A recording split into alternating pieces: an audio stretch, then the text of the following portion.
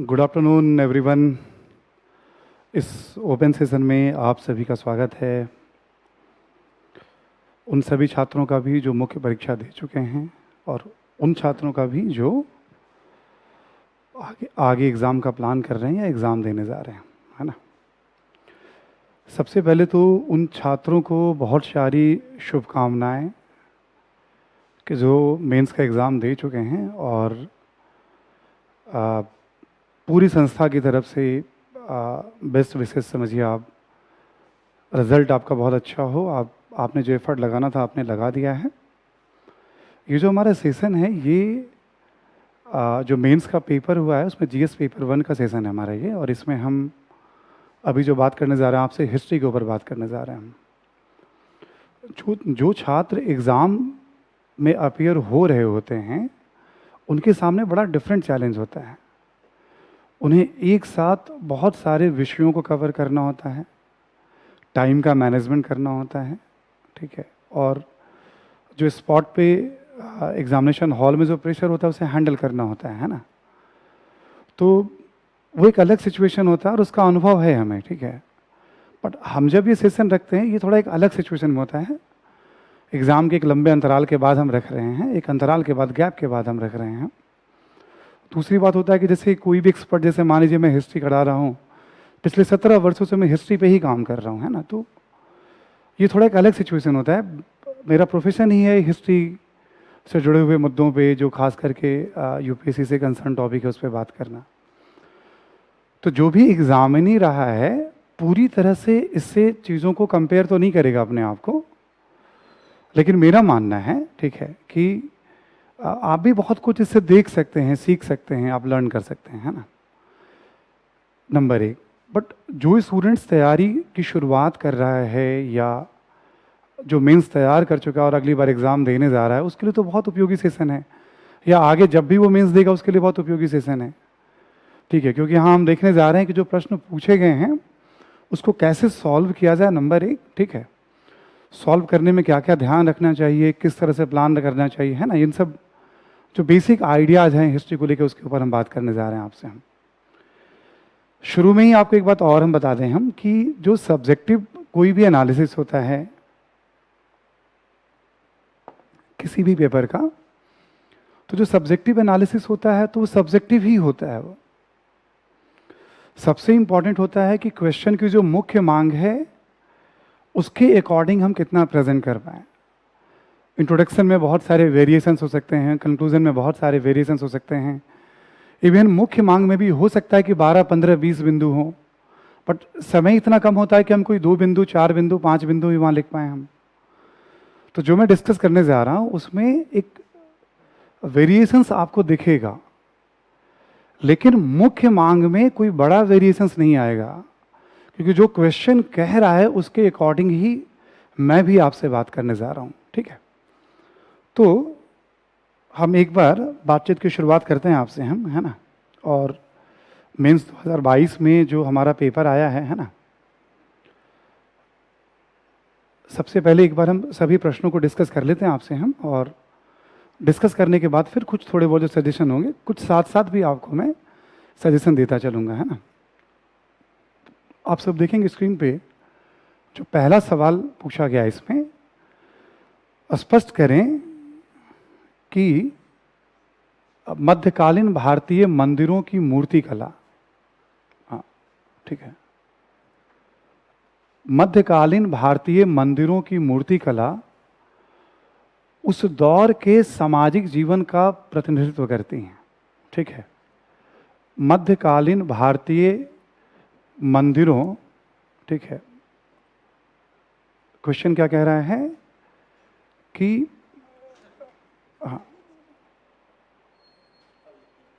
हाँ, क्वेश्चन क्या कह रहा है कि मध्यकालीन भारतीय मंदिरों की मूर्ति कला, ठीक है,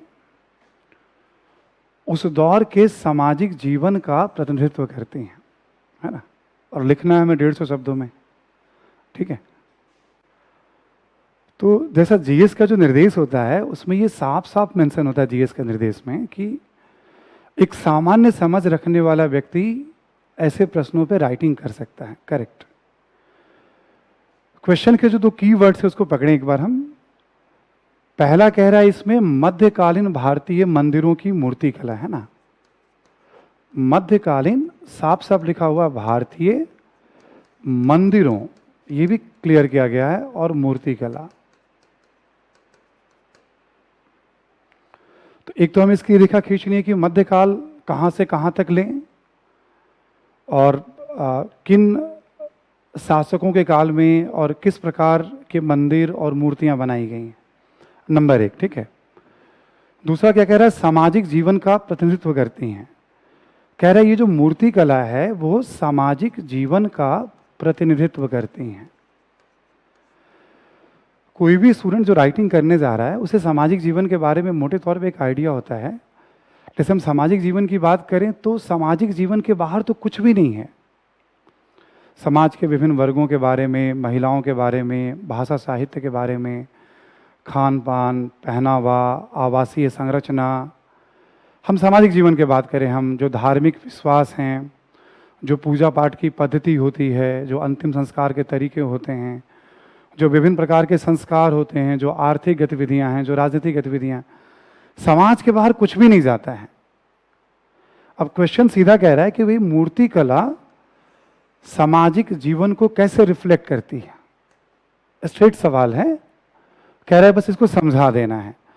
जैसे हमने सामाजिक जीवन के बारे में देखो, जैसे भी हमने 10, 12, 15 पॉइंट्स बताए, तो जो भी मूर्तियां हैं उस दौर की, उन मूर्तियों से सामाजिक जीवन को रिलेट कर देना है आपको। ठीक है। जरा 2-3 मिनट वैसे थोड़ा एक आइडिया आपको मैं दे दूं, फिर इसका एक स्ट्रक्चर आपके सामने में रख दूंगा।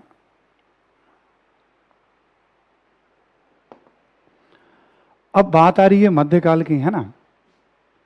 तो मध्यकाल हम कहां से लें, तो आप एक आइडिया बना सकते हैं मोटे तौर पे। 750 ईस्वी या 1000 ईस्वी या 1200 ईस्वी, ये सभी अलग अलग एक मानक माना गया है मध्यकाल की। आप मंदिरों की बात करें तो बहुत आराम से आप 750 ईस्वी से 1750 ईस्वी के काल को ले सकते हैं मध्यकाल के रूप में। यह वह काल है जब उत्तर भारत में नागर शैली और विंध्य के नीचे जस्ट बेसर शैली और सुदूर दक्षिण में द्रविड़ शैली पूर्व मध्यकाल में। मध्यकाल की बात करें हम, थोड़ा और आगे की तरफ जाएं हम, तो आप देखोगे जैसे जो काकतीय राजवंश था, अभी आपने देखा होगा रामप्पा या रायप्पा मंदिर जो था काकतीय राजवंश का, उसे यूनेस्को के हेरिटेज लिस्ट में शामिल किया गया। द्वार समुद्र का जो होयसल वंश था उसके समय में भी बहुत सारे मंदिर बनाए गए। विजयनगर के दौर में मंदिर बनते हैं, मदुरा के नायकों के दौर में मंदिर बनते हैं, है ना।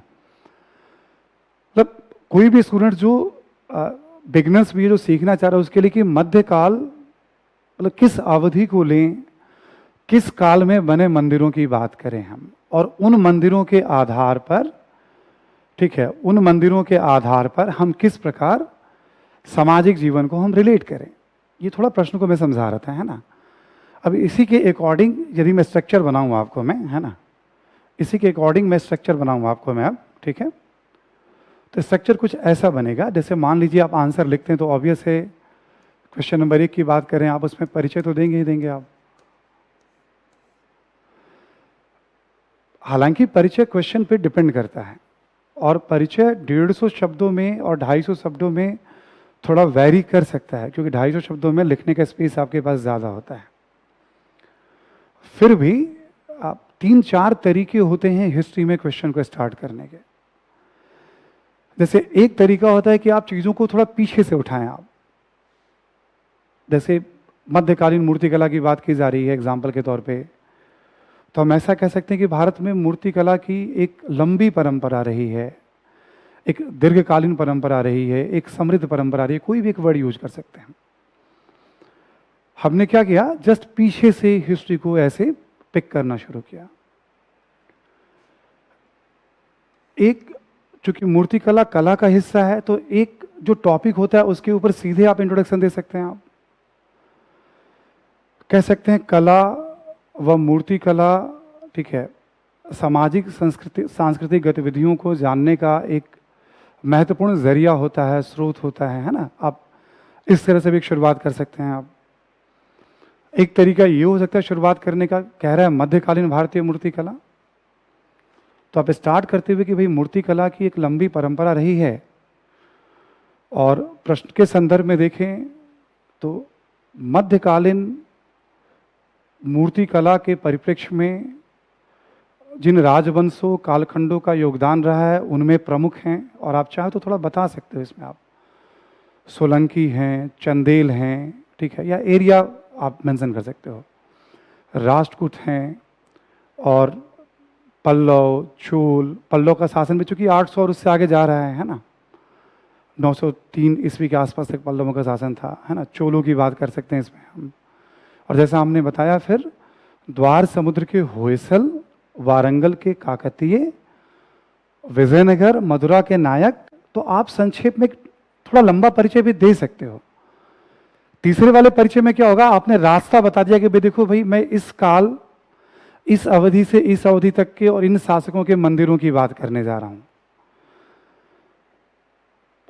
आंसर का मतलब मेरा ये मानना होता है कि जैसा पूछ रहा है बिल्कुल हमें उसे कनेक्ट करना है, उसी भाषा में जवाब देना है। 3 तरह का परिचय दिया। एक तरीका ऐसा भी होता है हिस्ट्री में कई बार हम कि किसी टॉपिक को हल्का सा हम डिफाइन कर सकते हैं, ठीक है। जैसे मूर्ति कला को डिफाइन करते हुए हमने बात करनी शुरू कर दी, है ना। तो आप टॉपिक को डिफाइन कर सकते हो, पीछे से चीजों को ले सकते हो, प्रश्न में से ही कुछ सूत्र को निकाल करके आप परिचय, ठीक है। अभी 3-4 अलग अलग तरीके हमने बताए आपको, कोई भी तरीका आप यूज कर सकते हो, ये आपके कन्वीनियंस के ऊपर है। कई बार ये क्वेश्चन पे भी डिपेंड करता है ना। जो लास्ट वाला इंट्रोडक्शन मैंने दिया उसमें हमने पूरा एक दायरा खींच लिया कि देखो मैं इस काल की बात करने जा रहा हूं। अब सीधे सीधे कह रहा है कि भाई मूर्ति कला जो है सामाजिक जीवन का प्रतिनिधित्व करता है। अब सामाजिक जीवन के बारे में एक आइडिया है लोगों को, है ना। अब सामाजिक जीवन का ही एक हिस्सा होता है धर्म, ठीक है। यदि हम मूर्तियों की बात करें आपसे, हम सामाजिक जीवन का ही एक हिस्सा होता है धर्म। यदि हम मूर्तियों की बात करें आपसे हम, तो आप देखोगे राष्ट्रकूटों के समय अलग अलग धर्मों से संबंधित मूर्तियां, चंदेलों के समय अलग अलग धर्मों से संबंधित मूर्तियां, सोलंकियों के समय में भी, पाल शासकों के समय में भी, है ना। तो ऑब्वियस है मूर्ति कला साफ साफ जब कह रहा है मंदिर और मूर्तियां, ठीक है। जब इस पे पूरी तरह से फोकस है मंदिर वर्ड और मूर्ति वर्ड, तो ऑब्वियस है धर्म से जुड़े हुए विभिन्न पहलू की बात तो आप देखोगे कि मूर्तियों से समाज में अलग अलग संप्रदायों के प्रचलन की जानकारी हमें मिलती है।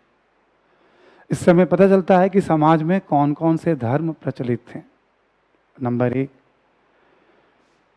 न केवल संप्रदायों के बारे में बल्कि उप संप्रदायों के बारे में भी जानकारी मिलती है, ठीक है। जैसे हम शैव धर्म की बात करें, ठीक है, या फिर जैन धर्म की बात करें, बौद्ध धर्म की बात करें, है ना, तो हमें उस दौर के उप संप्रदायों के बारे में भी जानकारी मिलती है ना। थोड़ा सा इससे आगे और चले हम बात करें, हम चूंकि अलग अलग संप्रदाय के लोग साथ रह रहे हैं, तो ये निश्चित तौर पे सामाजिक सहिष्णुता का, देखो आप धार्मिक सहिष्णुता वर्ड भी यूज कर सकते हो, बट सामाजिक सहिष्णुता यूज करो, चूंकि क्वेश्चन का की वर्ड है तो ज्यादा अच्छा लगेगा। सामाजिक सहिष्णुता का परिचायक है, ठीक है। ऐसे ही हम देखें, जब मूर्तियों की बात की जा रही है ना यहाँ पे, और तो ऑब्वियस है एक तरह से साकार ईश्वर की बात की जा रही है, सगुण ईश्वर की बात की जा रही है, ठीक है। यदि हिंदू धर्म के दृष्टिकोण से बात करें हम, तो मूर्ति पूजा कहीं ना कहीं सगुण धारा का प्रतिनिधित्व करता है समाज में, यदि हम मूर्ति पूजा की बात करें तो हम।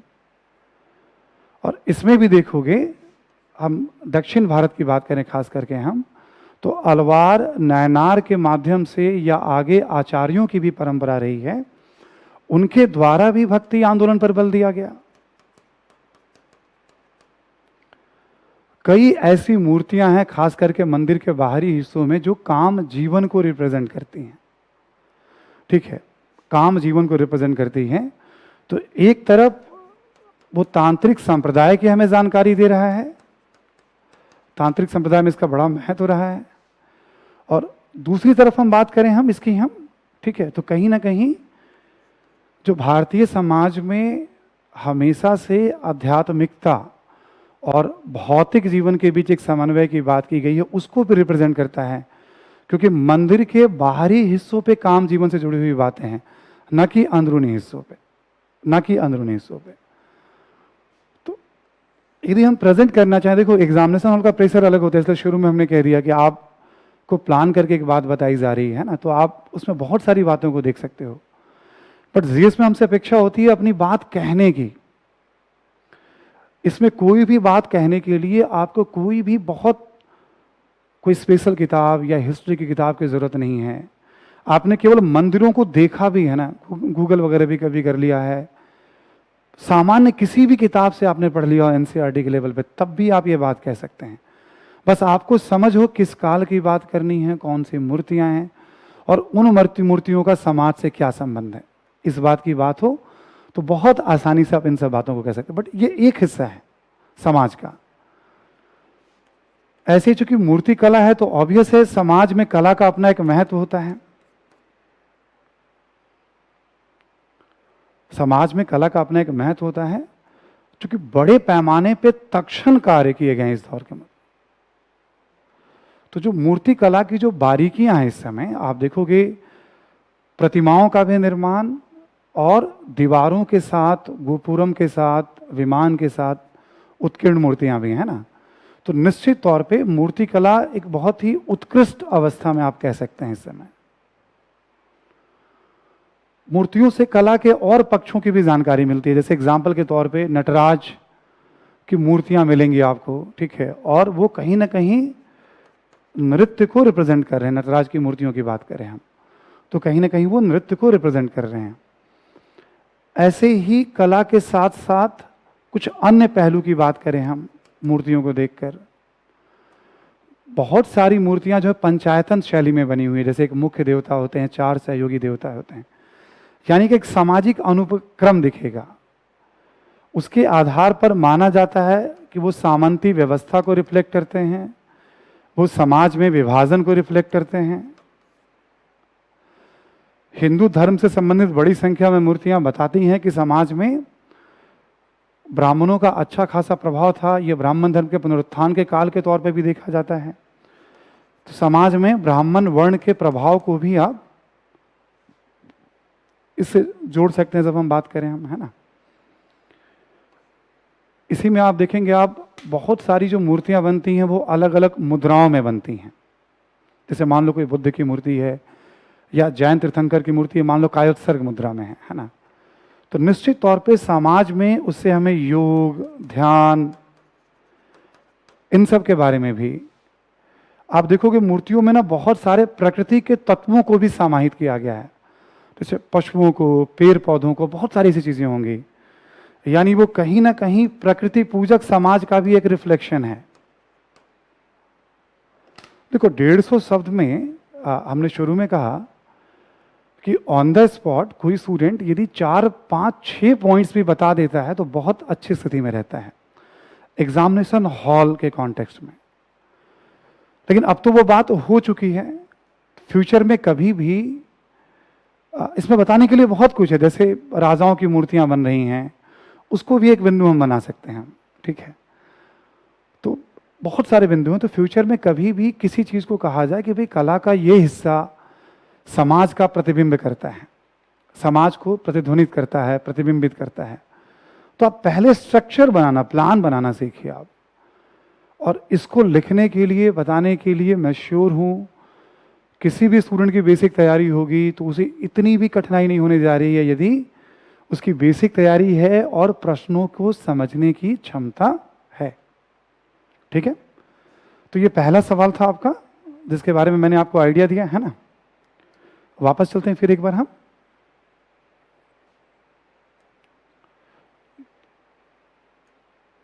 दूसरे क्वेश्चन की तरफ चलते हैं हम, है ना।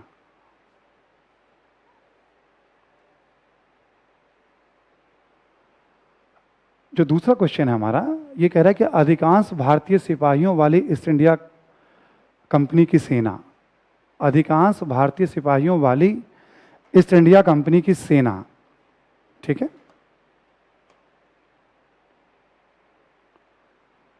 भारतीय सिपाहियों वाली ईस्ट इंडिया कंपनी की सेना क्यों तत्कालीन भारतीय शासकों की संख्या बल में अधिक और बेहतर सुसज्जित सेना से लगातार जीतती रही? कारण बताएं। क्वेश्चन को थोड़ा ब्रेक करेंगे आप, समझेंगे आप। तो ये कह रहा है कि ईस्ट इंडिया कंपनी की सेना, ठीक है,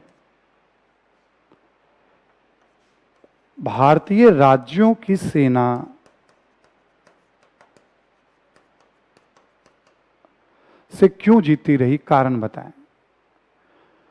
क्वेश्चन को थोड़ा सा आप और सरल कर दें तो कुछ ऐसा पूछ रहा है कि अंग्रेजों ने भारत को जीता तो अंग्रेजों के सफलता के कारण बताएं। उसमें यह कह रहा है कि एक सैन्य कारण तो है ही। क्वेश्चन को ठीक से पढ़ेंगे आप तो क्लियर कर रहा है कि सैन्य कारण तो है ही, इसमें सफलता के कारण पूछे जा रहे हैं इसमें, ठीक है।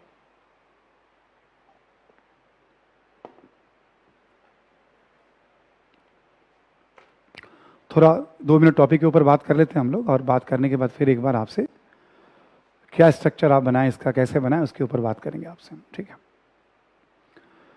देखो, जब हम भारत विजय की बात करते हैं, ठीक है, तो लगभग 100 वर्षों में अंग्रेजों ने हिंदुस्तान को जीत लिया, सबको पता है। 1750 से लेकर मोटे तौर पे 1850, 55, 56 जो भी कह लीजिए आप, या 57 से 1856 कह लीजिए आप। इस पूरे 100 वर्षों में आप कैलकुलेट करोगे तो आप देखोगे कि कुछ महत्वपूर्ण लड़ाइयाँ हुई, जैसे पलासी, बक्सर, मैसूर के साथ 4 युद्ध जिसमें 2, तीसरा और चौथा युद्ध निर्णायक था। मराठों के साथ 3 युद्ध जिसमें दूसरा और तीसरा निर्णायक था। सिंध विजय, पंजाब के साथ 2 युद्ध।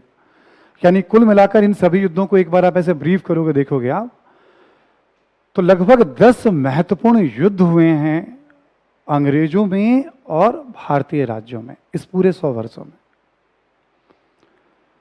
बीसी किताब के लेवल पे भी पढ़ोगे आप, जैसे मान लो बिपिन चंद्रा वाली किताब पढ़ रहे हो, स्पेक्ट्रम पढ़ रहे हो आप, वहां भी यदा कदा जिक्र होता है कि 1857 तक लगभग 3,11,000 के आसपास भारत में अंग्रेजों की सेना थी। उसमें केवल 45,000 अंग्रेज थे, यानी 6 से 7 भारतीयों पर एक अंग्रेज, तो भारतीय सेना ही थी। और शुरू में तो कई ऐसी लड़ाइयां हुई जहां संख्या 9 के बराबर, पलासी की लड़ाई में कुल 3-4 हजार के आसपास अंग्रेजों के पास सैनिक थे, और सिराजदौला के पास एक 40-50 हजार की सेना, अंग्रेज जीत गए वहां पे। बक्सर युद्ध में करीब 7,000 के आसपास अंग्रेजों की सेना, और जो भारतीय शासक थे उनके पास करीब करीब 40 से 50 हजार की सेना, अंग्रेज वहां भी जीत गए। तो ऐसे कई एग्जाम्पल मिलेंगे आप कि जहां अंग्रेजों की छोटी सेना भारतीय सेना पे भारी पड़ रही है। देखो, आपसे ये अपेक्षा नहीं कि आप इन आंकड़ों में बात करिए, तो मैं बस आपसे टॉपिक के बारे में थोड़ी एक समझ शेयर कर रहा हूं कि देखो ये इस पे फोकस कर रहा है। बट क्वेश्चन को थोड़ा दूसरी तरह से पढ़ोगे तो ये दे रहा है कि अंग्रेजों ने भारत को क्यों जीता, कैसे जीता। सरल शब्दों में तो ये पूछा जा रहा है आपसे, ठीक है, बहुत सिंपल सवाल है। कोई भी मॉडर्न इंडिया पढ़ता है तो वो पहला टॉपिक है, बस थोड़ा समझने का रहता है ये, है ना। आइए जरा इसको एक बार हम लोग प्लान करते हैं कि, है ना, कि कैसे इसको हम लोग राइटिंग में कन्वर्ट करें, ठीक है।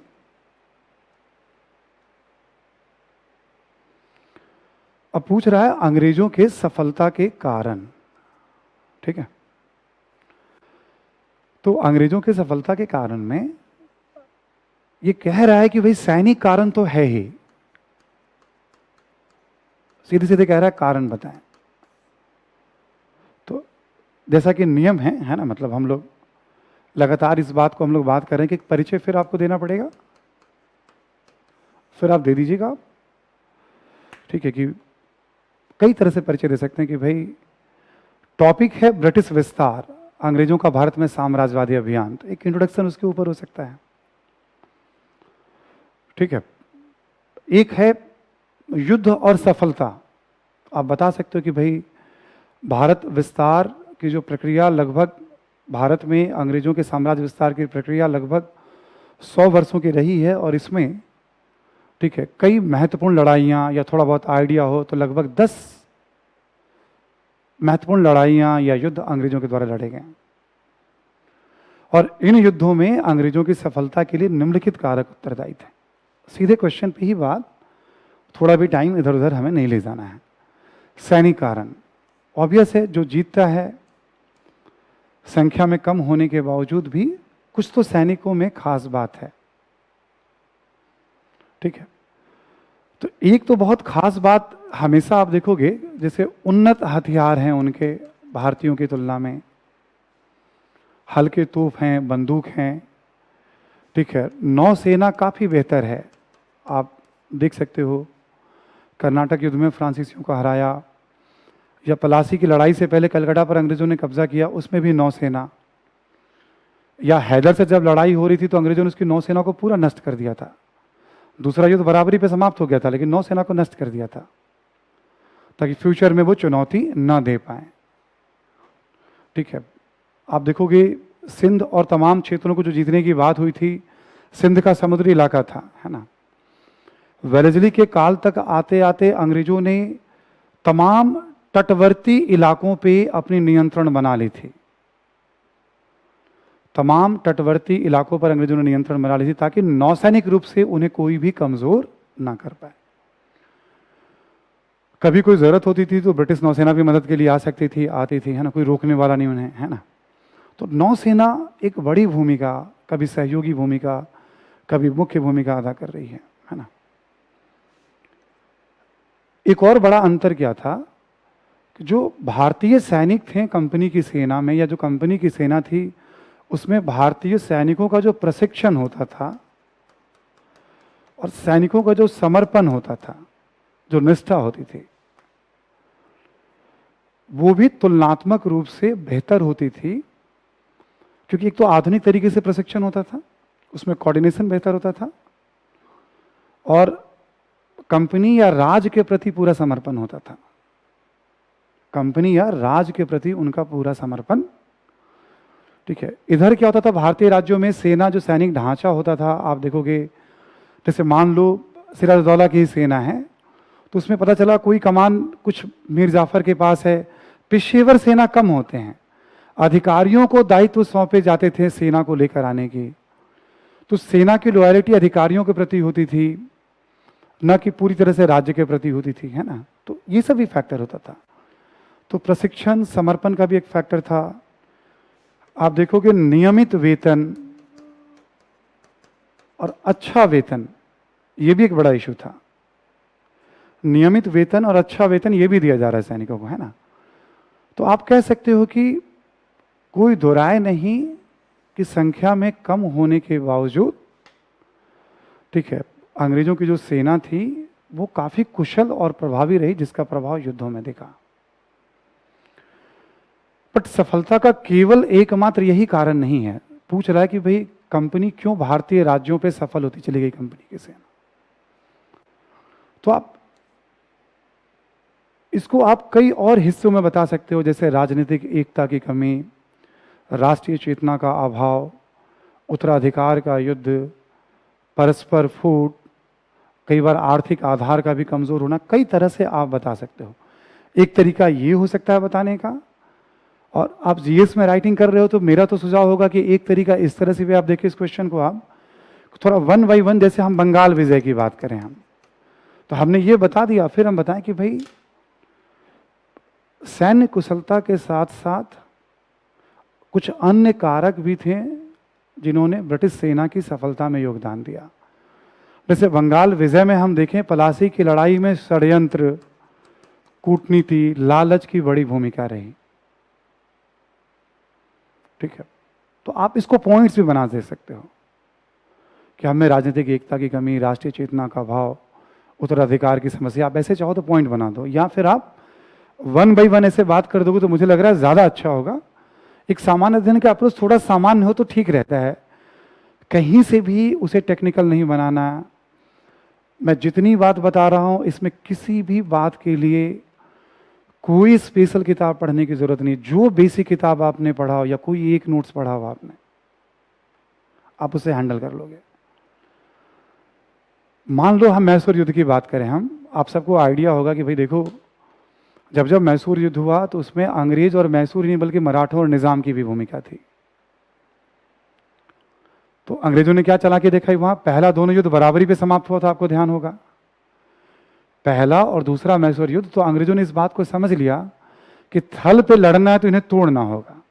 तो तीसरे और चौथे युद्ध में आप मैसूर युद्ध का एक एग्जाम्पल दे सकते हो, कैसे भारतीय परिस्थितियों को समझा, ठीक है, और भारतीय परिस्थितियों को समझने के साथ अंग्रेजों ने मराठों और निजाम को चालाकी से अपनी तरफ मिलाए रखा। आप ऐसे बता सकते हो, या राजनीतिक एकता की कमी, छोटा पॉइंट कर सकते हो क्योंकि 150 वर्ड आपको लिखना है ना। ऐसे ही आप मराठों का एक एग्जाम्पल दे सकते हो। आप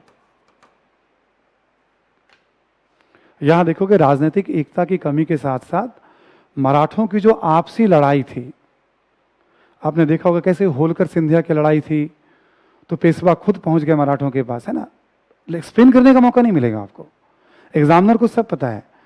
मैं तो केवल बता रहा हूं थोड़ा उन छात्रों के लिए भी जो छात्र थोड़ा बहुत जानते हैं कि कैसे यूज करें। तो आप बताओ कि भाई मराठों का परस्पर फूट, आप जनरल पॉइंट भी बता सकते हो, परस्पर फूट बंगाल में भी है, ऐसा नहीं कि केवल महाराष्ट्र में है। तो हम इस तरीके से भी, इससे क्या होगा, हम एक पूरे विस्तार को भी कवर करने की स्थिति में आ जाएंगे। ये थोड़ा एक प्रेजेंटेशन का तरीका हो सकता है, या फिर हम सिंपल इसके अलावा पॉइंट्स बताते हुए चले जाएंगे। हम उत्तर पश्चिम भारत में देखोगे आप, ठीक है, तो एक तरह से अंग्रेजों ने सिंध को धोखा, सिंध सारी शर्तों को मान रहा है फिर भी सिंध को धोखा, अवध को देखा। तो कई बार अंग्रेजों ने छल का भी सहारा लिया, ठीक है, ये वाला हिस्सा भी है जो आप देख सकते हो यहां पे, है ना। तो आप सिंध का एग्जाम्पल दे सकते हो, अवध का एग्जाम्पल दे सकते हो, है ना।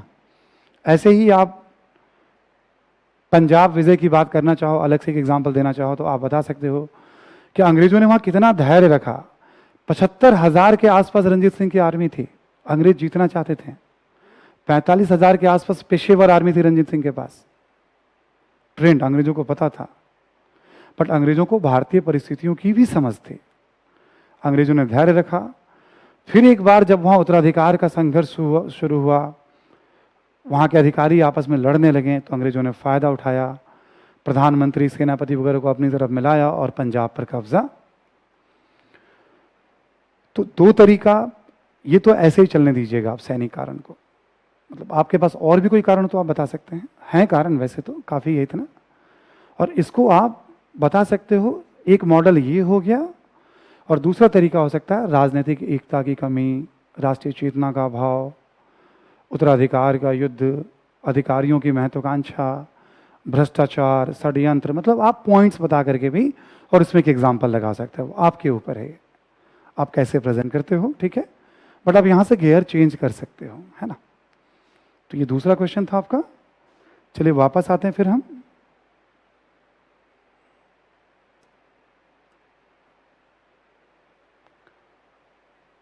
तीसरा क्वेश्चन है हमारा कि औपनिवेशिक भारत की 18वीं शताब्दी के मध्य से, ठीक है, औपनिवेशिक भारत की 18वीं शताब्दी के मध्य से, कहने का मतलब ये 1750 की बात कर रहा है, ब्रिटिश भारत की बात कर रहा है।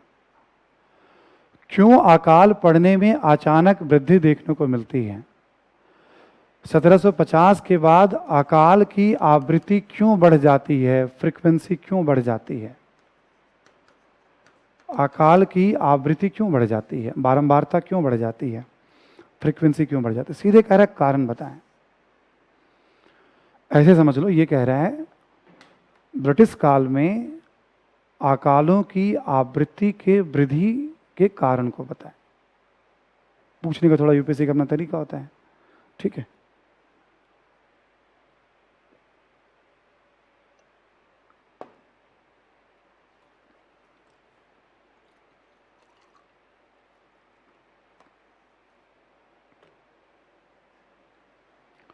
अभी केवल प्रश्नों का आंसर बता रहा हूं, फिर इसके बारे में कुछ थोड़ा इनपुट दूंगा मैं आपको, है ना। क्यों अकाल पढ़ने में अचानक वृद्धि देखने को मिलती है, कारण बताएं, ठीक है। तो अकालों की आवृत्ति के वृद्धि संबंधी कारण की बात करने जा रहे हैं हम, है ना। तो हम बात कर रहे हैं अब आपसे क्वेश्चन नंबर 3 के बारे में, ठीक है।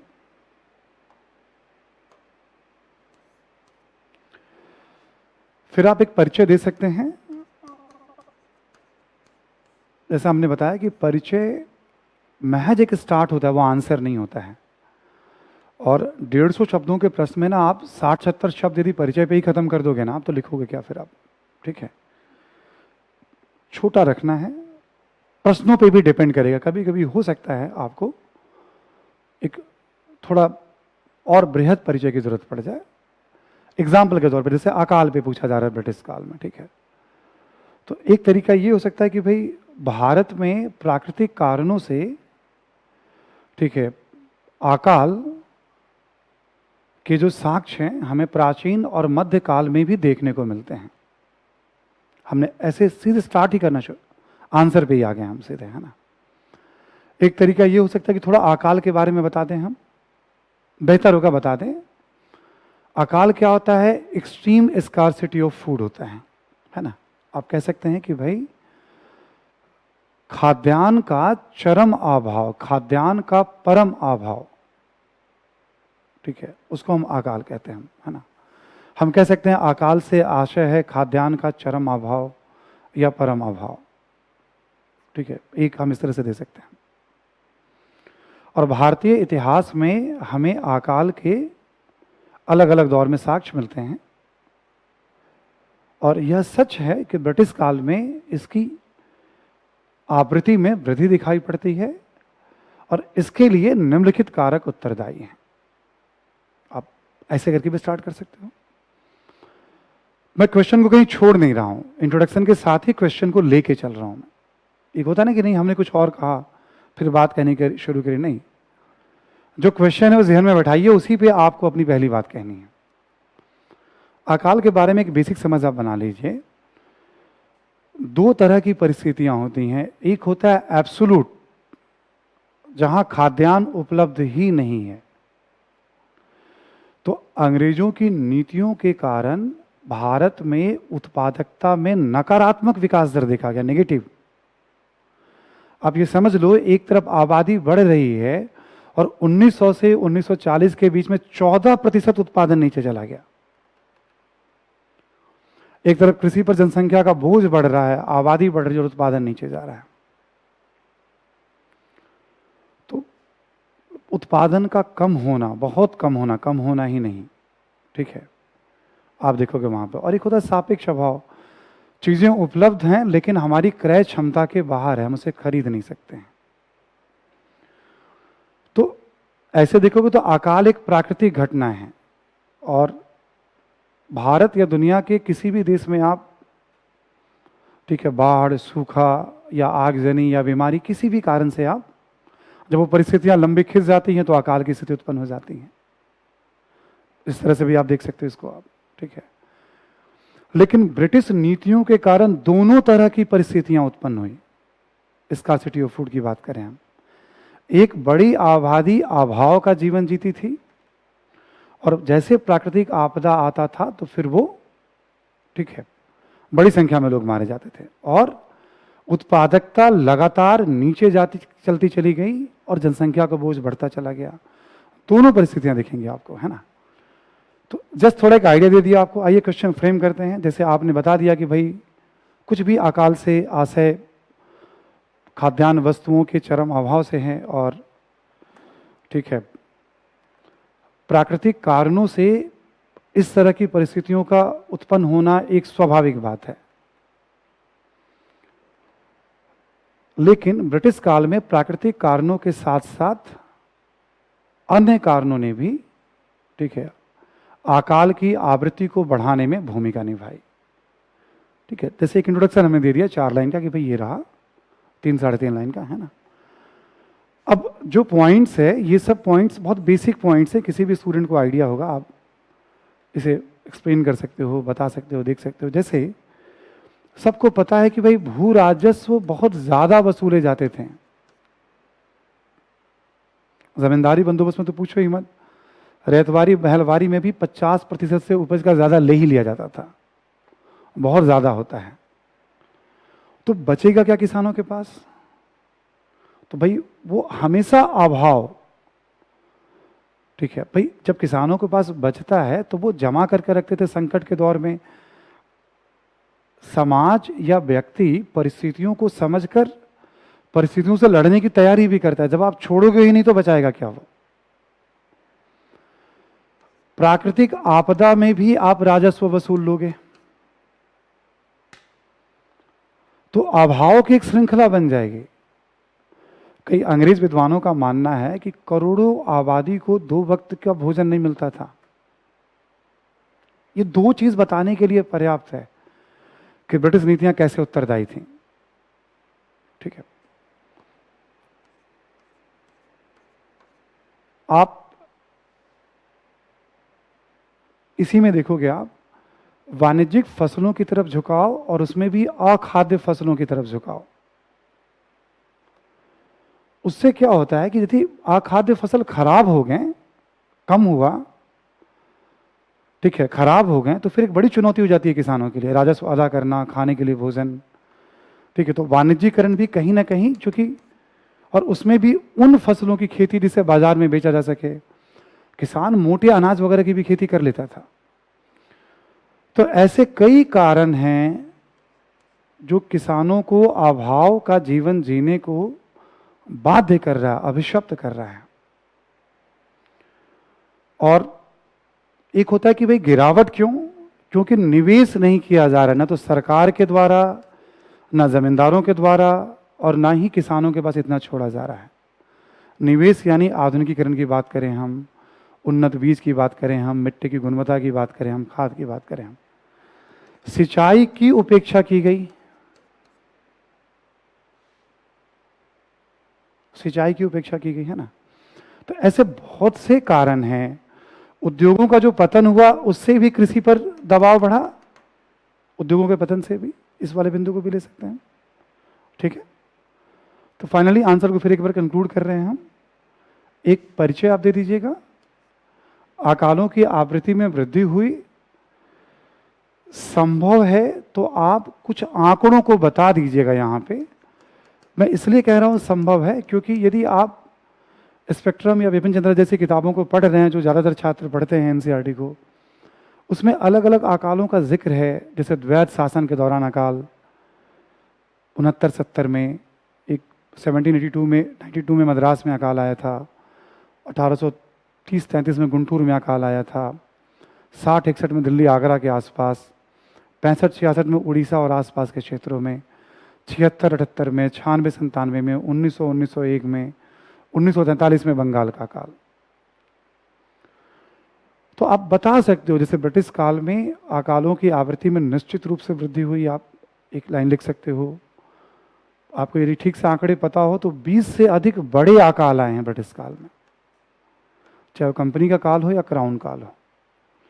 लेकिन इनमें से कुछ अकालों का एग्जाम्पल तो आप दे ही सकते हो, क्योंकि यहां मैं इसलिए नहीं कह रहा हूं कि देखो स्टूडेंट्स को आंकड़े याद रहते नहीं उस तरह से एग्जामिनेशन हॉल में। भाई हमारा तो काम रोजमर्रा का है ये चीजों को पढ़ना और बताना, बट थोड़ा क्वेश्चन का डिमांड है ये, है ना, ये क्वेश्चन का डिमांड है ये, क्योंकि आवृत्ति में वृद्धि हुई यदि हम बता सकते हैं तो बेहतर होगा। ठीक है, थोड़ा डिमांड है ये। फिर आप रीजन वगैरह बता देना, है ना। और भी जैसे द्वैत शासन में जो अकाल आया था वो भू राजस्व वृद्धि और प्रशासनिक उपेक्षा का परिणाम था। करीब 1/3 आबादी खत्म हो गई थी। 43 में जो बंगाल का अकाल आया था वो एक तो जूट की अंतर्राष्ट्रीय मांग कम हो गई थी, उसका इम्पैक्ट था, और इसके साथ साथ चूंकि जापान के आक्रमण का खतरा था उस समय, तो ब्रिटिश सरकार के द्वारा बहुत सारे खेत खलिहानों को नष्ट कर दिए गए, पीने वाले पानी में जहर मिला दिया गया, नौ परिवहन के साधन को नष्ट कर दिए गए ताकि जापान आक्रमण करे तो उन संसाधनों का उपयोग, वो तो क्लियर कट था मैन मेड डिजास्टर है। द्वैत शासन के दौरान कंपनी के कर्मचारी तो अनाज को जमा कर औने पौने दाम में बेच रहे थे, अधिक से अधिक पैसों में। बहुत सारी ऐसी बातें आपके सामने आ जाएंगी, बट आप लिख नहीं पाओगे 150 शब्दों में, ये क्लियर है। 150 शब्दों में मेरा फॉर्मूला है कि एकदम प्लान किया हुआ तब तो आप 8-10 पॉइंट लिख दोगे, आप प्लान किया हुआ नहीं है आप तो 4 से 6 पॉइंट्स आपने यदि वहां लिख दिया, जो कि लिखना चाहिए स्टूडेंट को, ठीक है, क्योंकि ये भी क्वेश्चन जो पूछा गया है, यदि विपिन चंद्रा या स्पेक्ट्रम कोई भी स्टूडेंट पढ़ के जा रहा है लिख सकता है, बट लिखने में क्या जरूरी है, फिर एक बार इंट्रोडक्शन, अकाल संबंधित कुछ आंकड़े और ब्रिटिश नीतियां इसके लिए कैसे उत्तरदायी थी, इस पे बात करें।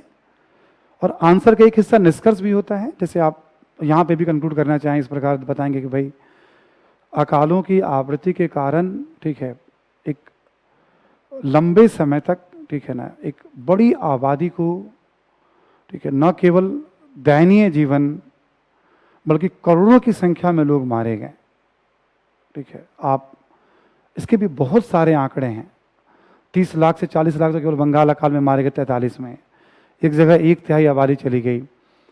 76-78 वाले अकाल में कुछ 50 लाख से 1 करोड़ 80 लाख के बीच में लोग मारे गए। ये सब विपिन चंद्र अपनी किताब में उल्लेख करते हैं, है ना। कुछ भी आपको याद हुआ कंक्लूड कर सकते हैं आप। अकाल ने भारतीय समाज को किस प्रकार झकझोरा, ठीक है, आप उसको कंक्लूड कर सकते हैं।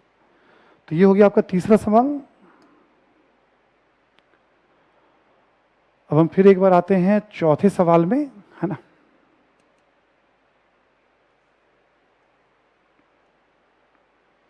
ये 250 शब्दों का सवाल है और इंटरेस्टिंग सवाल है ये, मॉडर्न इंडिया से भी और पोस्ट मॉडर्न से भी सवाल है ये। क्वेश्चन कह रहा है ये कि यहां पे कि राज्यों एवं प्रदेशों का राजनीतिक और प्रशासनिक पुनर्गठन, राज्यों एवं प्रदेशों का, ठीक है, राजनीतिक और प्रशासनिक पुनर्गठन, है ना, ठीक है। स्टेट एंड टेरिटरीज का, ठीक है, जैसे मान लो आंध्र प्रदेश से एग्जाम्पल के तौर पे तेलंगाना अलग कर दिया गया, तो स्टेट का एक तरह से पुनर्गठन हो गया वो, है ना। और भी कुछ ऐसे, या कोई छोटा मोटा हिस्सा आप देखोगे कई बार, जैसे जब आंध्र प्रदेश राज्य बना था 53 में, तो तेलंगाना उसके पास नहीं था। जब 56 में राज्यों का पुनर्गठन हुआ तो तेलंगाना आंध्र प्रदेश को दे दिया गया। 56 में जब राज्य का पुनर्गठन हुआ तो मालाबार का जो इलाका था वो तमिलनाडु के पास था, मद्रास के पास था, वो केरल दे दिया गया। और कन्याकुमारी का जो इलाका था वो केरल के पास था, वो तमिलनाडु को दिया गया, ठीक है। कूर्ग का इलाका अलग था, वो कर्नाटक मैसूर को दिया गया, है ना। तो ऐसे क्षेत्रों का पुनर्गठन होता रहता है, बट बहुत स्पेसिफिक चीजें याद नहीं रहती हैं, मोटी मोटी बातें याद रहती हैं, है ना। तो पुनर्गठन 19वीं सदी के मध्य से निरंतर चल रही एक प्रक्रिया है। उदाहरण सहित विचार करिए आप इस पे, है ना। Discuss with example. तो ये क्या कह रहा है कि 1850 से लेकर निरंतर राज्यों एवं प्रदेशों का राजनीतिक प्रशासनिक पुनर्गठन हो रहा है। राजनीतिक उद्देश्यों से, प्रशासनिक उद्देश्यों से, या और भी उद्देश्यों से मान लो पुनर्गठन हो रहा है। सच है। क्वेश्चन ये कह रहा है, क्वेश्चन की जो खास बात क्या है, 47 से पहले के भी एग्जाम्पल आपको लेने हैं और 47 से बाद आप जहां तक चाहो आज तक भी एग्जाम्पल ले सकते हो। इनफैक्ट आगे भी इसकी संभावना बनी हुई है। क्वेश्चन क्या कह रहा है कि चल रही एक प्रक्रिया है, कंटिन्यूअस प्रोसेस है, यानी ये आज तक की भी बात कर रहा है क्वेश्चन, ठीक है। प्लान करते फिर एक बार इसका जरा हम लोग, है ना।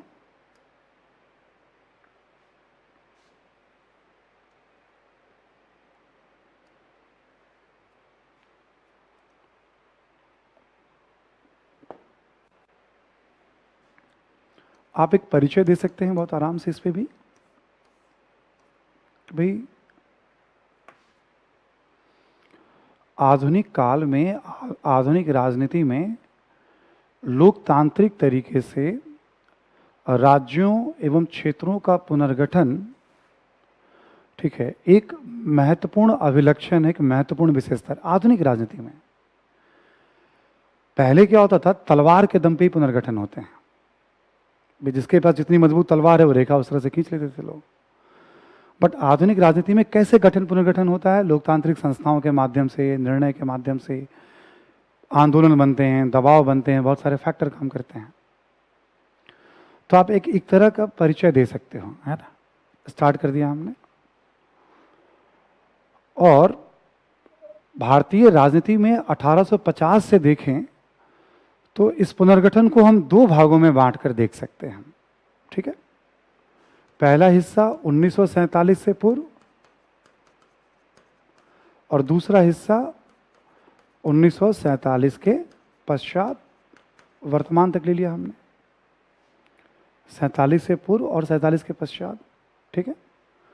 अब आप देख सकते हैं 47 से पूर्व या ब्रिटिश काल में किस प्रकार राज्यों और क्षेत्रों का पुनर्गठन हुआ। देखो क्या होता है, जैसे हमने कहा कि बाद में जब हम डिस्कस करते हैं तो हमारे पास बहुत सारे पॉइंट्स होते हैं, और जब हम बताते हैं, चूंकि मैं हिस्ट्री ही पढ़ा रहा हूँ 17 वर्षों से, तो दो चार अधिक जानकारी या आइडियाज ऑब्वियस रहेंगे। एक ही विषय पढ़ा रहा हूं मैं। एग्जामिनेशन हॉल में आप क्या कर सकते हैं उसको ध्यान में रखकर ही मोटी मोटी बातें बताऊंगा मैं आपको इसमें। 47 से पूर्व, है ना। तो आप बता सकते हो कि शुरू में अंग्रेजों के जो राज्य बनते हैं, मुख्यतः 3 प्रांत बनते हैं, 3 राज्य बनते हैं, जिसे प्रेसिडेंसी शहर कहते हैं, है ना। 3 राज्य बनते हैं जिसे हम प्रेसिडेंसी शहर कहते हैं, और वो एक तरह से राजनीतिक परिस्थितियों के अनुसार निर्मित होते हैं। बॉम्बे, कलकत्ता और मद्रास अंग्रेज जीतते चले गए, और क्षेत्र वहां पे 250 वर्ड्स में थोड़ा लिखने का स्कोप है, आप स्टार्ट यहां से कर सकते हो, थोड़ा बहुत आइडिया हो। 53 के अधिनियम में कंपनी के डायरेक्टरों को राज्यों के गठन, पुनर्गठन, प्रशासनिक ढांचे में बदलाव के अधिकार दिए गए थे 53 के अधिनियम में। 53 का अधिनियम का ये प्रावधान है प्रॉपर, 1853 का जो चार्टर एक्ट है। लिखना नहीं आपको, जस्ट मैं बता रहा हूं। अब ये देखो 1850-55 तक आते आते भारत में एक बहुत बड़ी शक्ति हो गए, तो इतने बड़े भूभाग पर, भारत, पाकिस्तान, बांग्लादेश पर 3 प्रांत या एक आधा प्रांत और बन गया था, मान लो उत्तर पश्चिम प्रांत, बट उतना ध्यान नहीं रहेगा, आप उसको छोड़िए। 35-36 में बन गया था वो, ठीक है। तो कैसे पुनर्गठन होगा? तो इसके बाद आप देखोगे अंग्रेजों ने कैसा सिस्टम बनाना शुरू किया। नए नए क्षेत्रों में लेफ्टिनेंट गवर्नर के माध्यम से शासन, और कुछ वैसे क्षेत्र थे जो किसी कारण से बहुत ज्यादा महत्व रखते हैं, जैसे आज हमारे यहाँ यूटीज होते हैं। चंडीगढ़ यूटी है हमारा, दिल्ली राज्य भी है और यूटी भी हमारा, पांडिचेरी, अंडमान। तो जो हम दर्जा देते हैं उसके पीछे कई सारे फैक्टर होते हैं। ऐसे ही अंग्रेजों के समय मुख्य कमिश्नरी क्षेत्र होते थे। ये नाम कम से कम सभी स्टूडेंट के द्वारा सुना हुआ रहता है। संविधान सभा में भी यहां से 4 मेंबर लिए गए थे, है ना। कुछ कुछ जैसे हम बात करें आपसे, हम अजमेर है, कुर्ग है, बलूचिस्तान है, उत्तर पश्चिम सीमा प्रांत है, कभी दिल्ली भी रहा था, है ना। बहुत सारे ऐसे मुख्य कमिश्नरी क्षेत्र, याद रहा तो ठीक, नहीं याद रहा तो कोई बात नहीं। अंडमान भी था मुख्य कमिश्नरी क्षेत्र, ठीक है। 3 राज्य बने, और उसके बाद प्रशासनिक जरूरतों को देखते हुए अंग्रेजों ने लेफ्टिनेंट गवर्नर और मुख्य कमिश्नरी क्षेत्र जैसे भी प्रावधान किए। जो मुख्य कमिश्नरी क्षेत्र होते थे सीधे गवर्नर या वायसराय को ही रिपोर्ट करते थे। अगला हिस्सा 47 से पूर्व में हम ले सकते हैं हम, आप आज ये ज़्यादा अच्छा होगा। 1905 के बंगाल विभाजन पे ब्रीफ में बात कर लीजिए आप बताइए क्वेश्चन क्या कर रहे हैं? राजनीतिक कारणों से, राजनीतिक प्रशासनिक कारणों से राज्य एवं टेरिटरी। तो आप बताइए यहाँ पे कि भाई राष्ट्रीय चेतना धीरे धीरे अखिल भारतीय स्तर पर अभिव्यक्त हो रही थी, और अंग्रेजों का मानना था कि बंगाल इसका महत्वपूर्ण सेंटर है। तो अंग्रेजों ने क्या किया, यहाँ पे आप देखेंगे, नोटिस करेंगे, बंगाल को बांटा।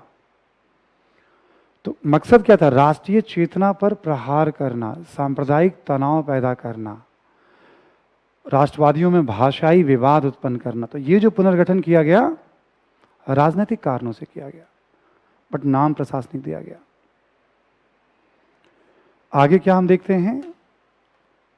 कुछ जन दबाव के कारण और कुछ प्रशासनिक जरूरतों के कारण अंग्रेजों ने क्या किया?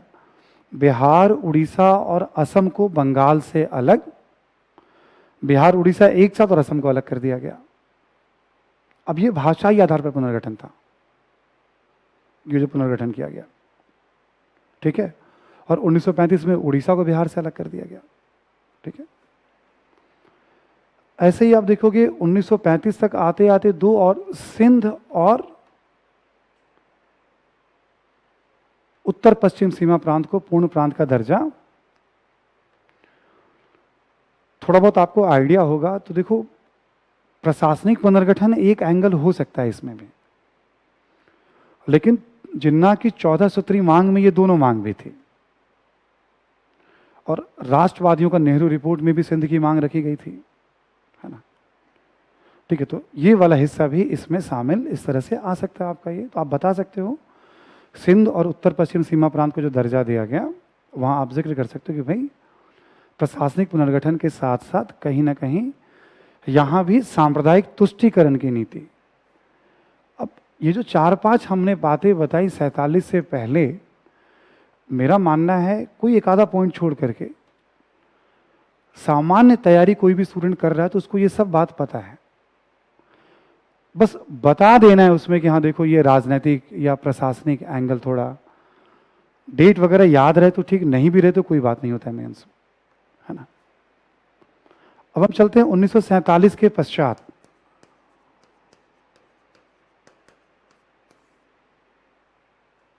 अब हम चलते हैं 1947 के पश्चात। सबको पता ही है कि देशी रियासतों का विलय एक बड़ी चुनौती थी। 15 अगस्त 47 से लेके हम 1950 की बात करें केवल, हम इस बीच में हम तो रियासतों का बड़े पैमाने पर पुनर्गठन, ठीक है। मैसूर, कश्मीर, हैदराबाद को एज इट इज छोड़ दिया गया, बट बहुत सारे रियासतों को राज्यों में मिला दिया गया, जैसे यूपी के अंदर, उड़ीसा के अंदर, बिहार के अंदर, मध्य, बहुत सारे छोटे छोटे रियासतों का विलय किया गया। और कुछ रियासतों का संघ भी बनाया गया, जैसे ट्रावनकोर, कोचीन, पेप्सू, है ना, राजस्थान, ठीक है। ऐसे कई रियासतों के संघ भी बनाए गए, है ना। तो 47 के पश्चात आप देखोगे तो आप बता सकते हो 47 से 50 के बीच बड़े पैमाने पर रियासतों का पुनर्गठन, ब्रिटिश प्रांतों के साथ विलय, या कुछ रियासतों को मिलाकर एक प्रशासनिक इकाई बनाना, ये राजनीतिक प्रशासनिक परिस्थितियों के कारण था उस समय। और संविधान में भी देखो कि 4 भाग बनाए गए थे, तो भाग बी में इसे महत्व दिया गया, भाग बी में इसे महत्व दिया गया। लेकिन अभी भी जो भारत, जो कि एक विशाल देश है, और जो प्रशासनिक संरचना थी राज्य के रूप में, वो बहुत, हम कह सकते हैं बहुत लॉजिकल नहीं थी।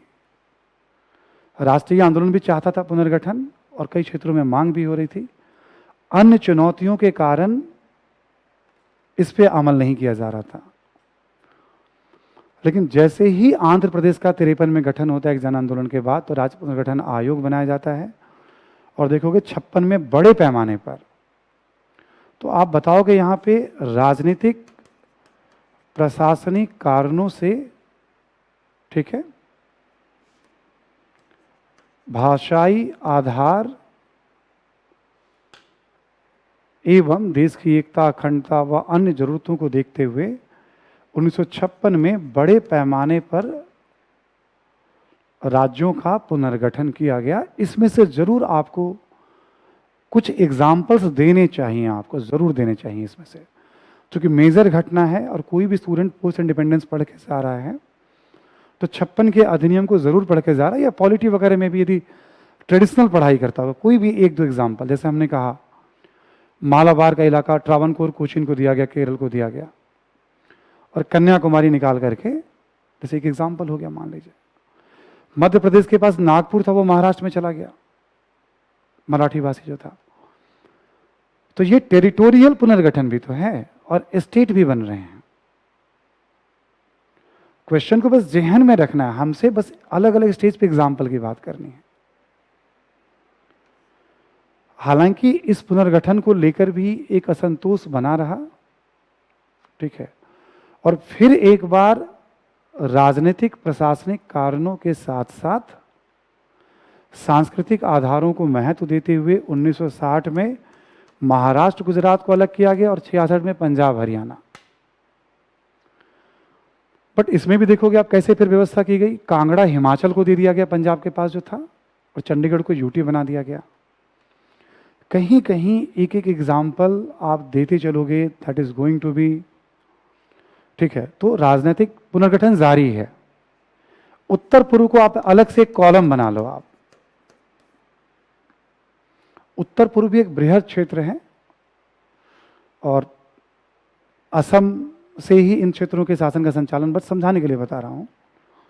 आप बताओगे उत्तर पूर्व में भी राजनीतिक प्रशासनिक कारणों, जैसे असमिया को राजभाषा या पहाड़ी लोगों को महत्व नहीं मिलना या अलगाववादी स्वर, ये सब फैक्टर रहे हैं। संविधान में ही उत्तर पूर्व के क्षेत्रों को, बहुत अलग अलग जनजातीय क्षेत्रों को स्वायत्तता दी गई है, शुरू से इस क्षेत्र को महत्व दिया गया है। तो आप बताओगे उत्तर पूर्व में भी, है ना, थोड़ा सांस्कृतिक भाषाई आधारों को महत्व देते हुए और प्रशासनिक सुविधा को ध्यान में रखते हुए समय समय पर यहाँ भी राज्यों का गठन और पुनर्गठन, जैसे आप बता दो नागालैंड बना या मणिपुर त्रिपुरा मेघालय बना 72 में या 87 में, अरुणाचल मिजोरम, सब बताने की जरूरत नहीं है आपको, लेकिन आप बता सकते हो। इसी में बता सकते हो एग्जाम्पल कि किसी क्षेत्र के भीतर भी क्षेत्र का पुनर्गठन, जैसे मान लो बोडोलैंड टेरिटोरियल काउंसिल बना असम के भीतर, एक अलग राज्य की मांग थी बट उसे काफी स्वायत्तता दी गई। बीटीसी जो है, ठीक है, तो आप सिंपली कोई एक दो एग्जाम्पल और एक क्षेत्र का एग्जाम्पल, मैं जो भी एग्जाम्पल ले रहा हूं मैं मान के चल रहा हूं कि हर बेसिक पढ़ने वाले स्टूडेंट को इसका आइडिया होगा, बस एक ऑर्डर में प्रेजेंट करने वाली बात है। आगे देखोगे यह प्रक्रिया आगे भी जारी रही और 2000 में आप कह सकते हो विकास को ध्यान में रखते हुए, प्रशासनिक सुविधाओं को ध्यान में रखते हुए तथा सांस्कृतिक भौगोलिक परिस्थितियों को ध्यान में रखते हुए 3 राज्यों का गठन किया गया। फिर एक बार हम देखें तो पिछड़ेपन को आधार बनाते हुए 14 में तेलंगाना बनाया गया और देश की एकता अखंडता को ध्यान में रखते हुए 2019 में जम्मू कश्मीर में एक बड़ा परिवर्तन किया गया। राजनीतिक मकसद हो गया वहां पे भी, एकता अखंडता। तो प्रश्न का कीवर्ड्स हमने कहीं छोड़ा नहीं प्रश्न भाई। अभी भी देश के कई हिस्सों में अलग राज्यों की मांग चल रही है, लेकिन भारत में इन सभी मांगों को, ठीक है, और एक लोकतांत्रिक तरीके से ही सुलझाया गया है ना। आप देखोगे आप तो अभी भी देश के कई हिस्सों में मांग जारी है, आप बता सकते हो, या हम ऐसा उम्मीद करते हैं कि आगे भी, ठीक है, लोकतांत्रिक तरीके से और जो संसदीय परंपरा उसके थ्रू जो है अन्य इस तरह की जनवादी मांगों का भी एक शांतिपूर्ण समाधान होगा। तो एक बार भी स्टेप 19वीं सदी के मध्य से लेकर हमने स्टेप जंप नहीं किया, स्टेप बाय स्टेप, और इस बात का ध्यान रखा कि सामान्य बातों को ही इसमें हम रखें। अगला हिस्सा में आते हैं क्वेश्चन पे हम एक बार फिर, ठीक है।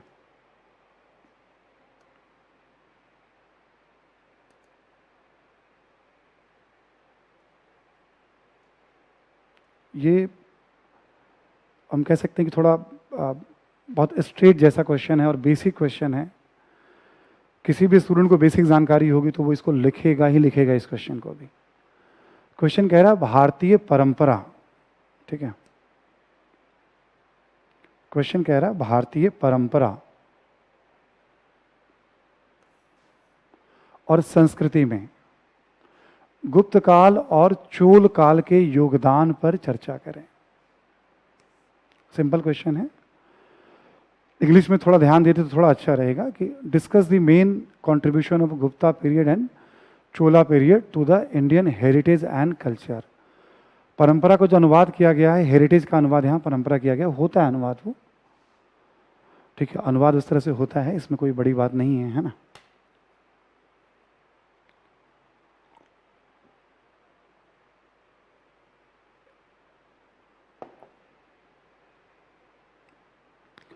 तो क्वेश्चन का डिमांड क्या है?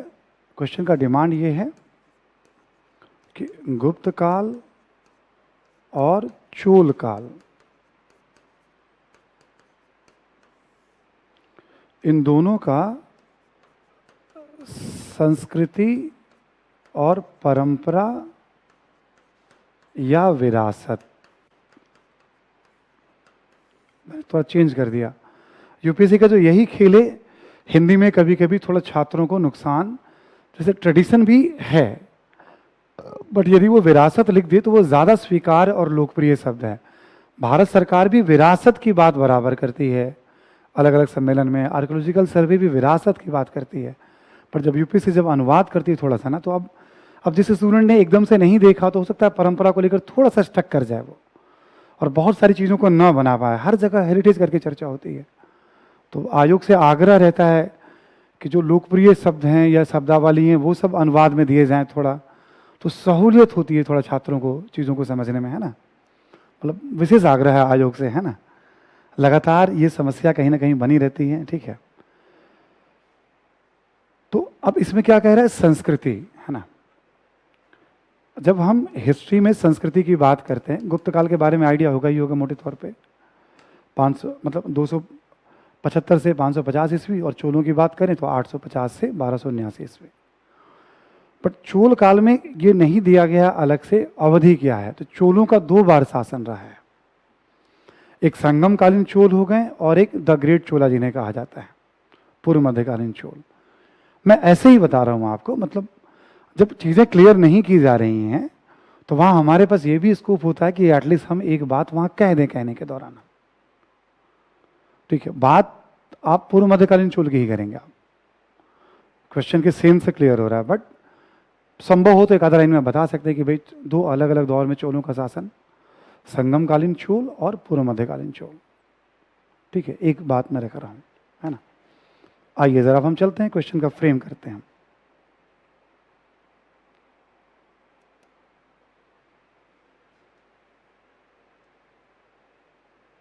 ठीक है, फिर एक बार हम लेते हैं यहाँ पे परिचय।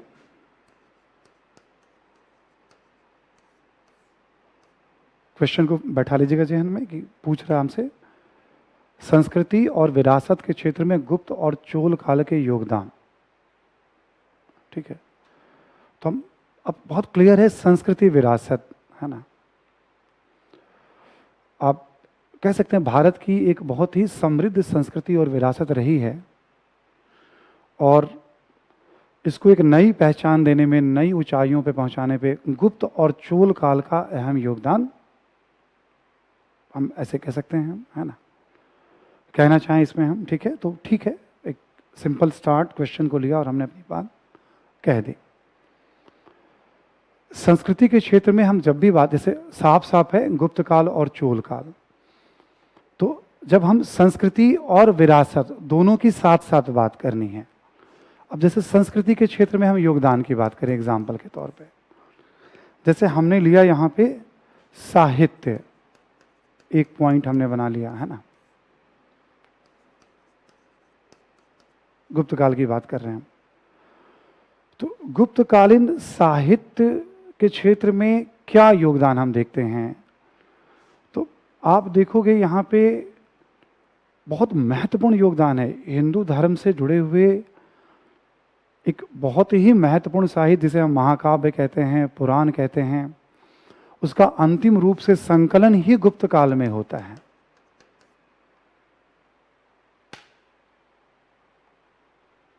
ठीक है, आज जो देखोगे आप जनमानस में रामायण और महाभारत के जो किस्से लोगों तक पहुंचे हुए हैं, उसका एक बहुत बड़ा कारण ये साहित्य।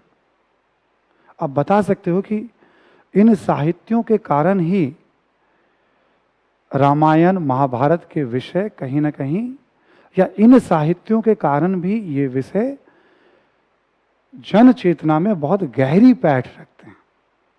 इन साहित्यों के कारण भी हमने क्या किया, योगदान किया था संकलन, और गहरी पैठ रखते हैं यानी विरासत। ठीक है, जब आप राइटिंग शुरू करें तो संस्कृति योगदान क्या है वो बताया, और साथ में हमने विरासत भी लगानी शुरू कर दी। लगभग जितने भी सवाल है, मेरी कोशिश है कि मैं मैथ की तरह ही आपको बताऊं कि इसमें ये पूछा गया है तो आप इसको कैसे लिखें।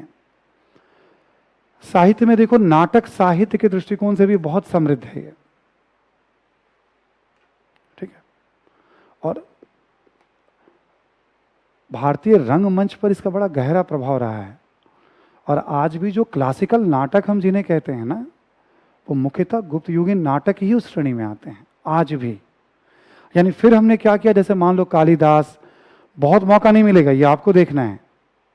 मैं संस्कृति का पैटर्न और विरासत आपके सामने साथ साथ योगदान क्या था और विरासत क्या था, दूसरा हिस्सा मैंने रखा आपके सामने। विज्ञान के क्षेत्र में देखो आप, वैज्ञानिक साहित्य की बात करें हम, तो आर्यभट्ट, वराहमिहिर, ब्रह्मगुप्त गुप्त काल के बड़े नाम हैं, और आप बहुत आराम से बता सकते हो आप इनके बारे में भी, जब हम साहित्य की बात करते हैं हम, कि भाई इनकी रचनाओं ने, ठीक है, किस प्रकार भारत में ज्योतिष को, गणितीय समझ को, ठीक है, उस दौर में ज्योतिष गणितीय समझ, सोचो ना कि पृथ्वी जो है सूर्य की परिक्रमा करती है ना, ठीक है, मतलब इस तरह की समझ उस दौर में, चंद्र ग्रहण सूर्य ग्रहण का कारण क्या है। तो हमारी समृद्ध वैज्ञानिक परंपरा, वैज्ञानिक चिंतन, और किसी न किसी रूप में देखोगे ये परंपरा, ये चिंतन आज भी हमारे जीवन में, ठीक है, तो हम इस वाले हिस्से को भी यहां रख सकते हैं। हम चाहें तो यहां आयुर्वेद के भी एक हिस्से को रख सकते हैं हम। इस समय एक बहुत महत्वपूर्ण रचना है वाग्भट का अष्टांग हृदय। जैसे चरक और सुश्रुत हैं, उसी परंपरा के एक बहुत बड़े विद्वान हैं वाग्भट, आयुर्वेद के जानकार हैं, और उस परंपरा को आगे बनाए रखने में उनकी बड़ी भूमिका रही है ना। और भी कुछ कुछ चीजें, पशुओं की चिकित्सा पे भी इस समय, ठीक है, और परंपरा भारतीय जीवन में आज भी इसका महत्व है। केवल साहित्य की बात करें तो यहाँ पे इतनी अब फैलने का मौका ही नहीं मिलेगा, क्योंकि गुप्त काल संस्कृति को लेकर जाना जाता है, संस्कृति के कारण इसे क्लासिकल एज, गोल्डन एज भी कहते हैं। तो बहुत ज्यादा लिखने के लिए तो वहां समेटना बहुत जरूरी होगा। यहां छात्रों के सामने चुनौती आएगी, लेकिन हाँ, योगदान और विरासत। ऐसे ही जैसे हम मान लीजिए कला की बात करें हम एग्जाम्पल के तौर पे, कला में हमने एक पॉइंट उठा लिया यहां पे, स्थापत्य।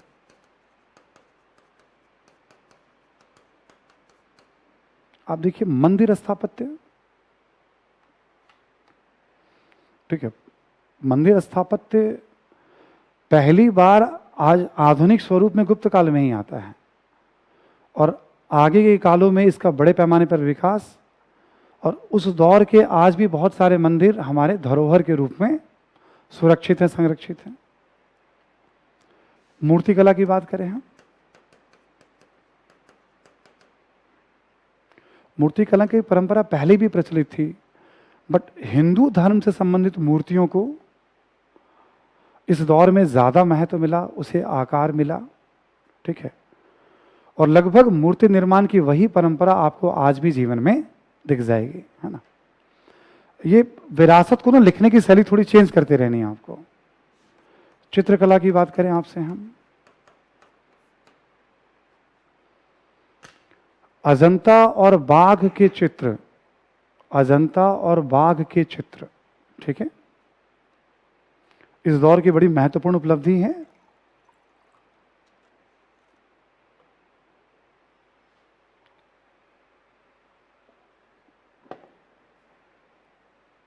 और अजंता की जो कलात्मक विशेषताएं हैं, जो रंगों का संयोजन है, जो भाव है, आज भी पूरी दुनिया में चर्चा और आकर्षण का विषय है। ठीक है, भारत में जो यूनेस्को का हेरिटेज लिस्ट बना था, जो शुरुआती हेरिटेज लिस्ट बनना शुरू हुआ था, उसमें भी अजंता शामिल, तो इसको तो यूनेस्को ने भी अपने हेरिटेज लिस्ट में शामिल। ठीक है, तो हम कला की बात करें तो स्थापत्य, मूर्तिकला, चित्रकला। ठीक है, आप देखोगे इस दौर में संगीत, नृत्य, इन सब का भी प्रचलन रहा है। ठीक है, संगीत, नृत्य, इन सब का भी प्रचलन है। तो कला के क्षेत्र में एक योगदान की बात हो गई, साहित्य के क्षेत्र में योगदान की बात हो गई। स्थापत्य में एक और एग्जाम्पल दे सकते हो, दिल्ली में जो लौह स्तंभ है मेहरौली का, ठीक है, उसमें जो आज तक उसका जंग नहीं लगा है, मतलब उस पे देखोगे आप, है ना, तो वो एक बहुत महत्वपूर्ण एग्जाम्पल है। ऐसे ही हम धर्म की बात कर सकते हैं। यहाँ धर्म के क्षेत्र में कोई भी काल वैसे सहिष्णुता का ही काल है, भारत में विभिन्न संप्रदायों का है, बट कोई दो राय नहीं कि ब्राह्मण धर्म के पुनरुत्थान का काल है ये। कोई दो राय नहीं कि ब्राह्मण धर्म के पुनरुत्थान का काल है ये। ठीक है, ब्राह्मण धर्म के पुनरुत्थान का काल है ये, है ना।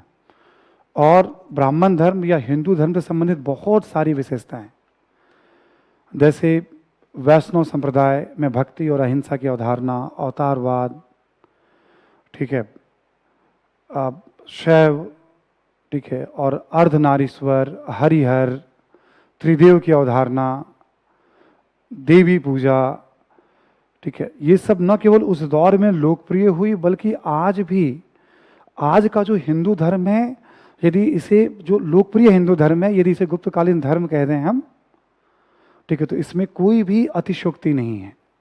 आज का जो हिंदू धर्म है, तो आप उस हिस्सों को भी ले सकते हैं आप यहाँ पे, है ना, मतलब जब धर्म की बात करते हैं तो हम यहाँ पे, तो ऐसे करके आप एक जो गुप्तयुगीन संस्कृति की बात की, अब क्या है, इसी में कहा जा रहा है चोल काल का भी सांस्कृतिक योगदान और विरासत बताने के लिए। तो बेहतर ये होगा कि हम फिर चोल काल का एक अलग से स्ट्रक्चर बना लें हम,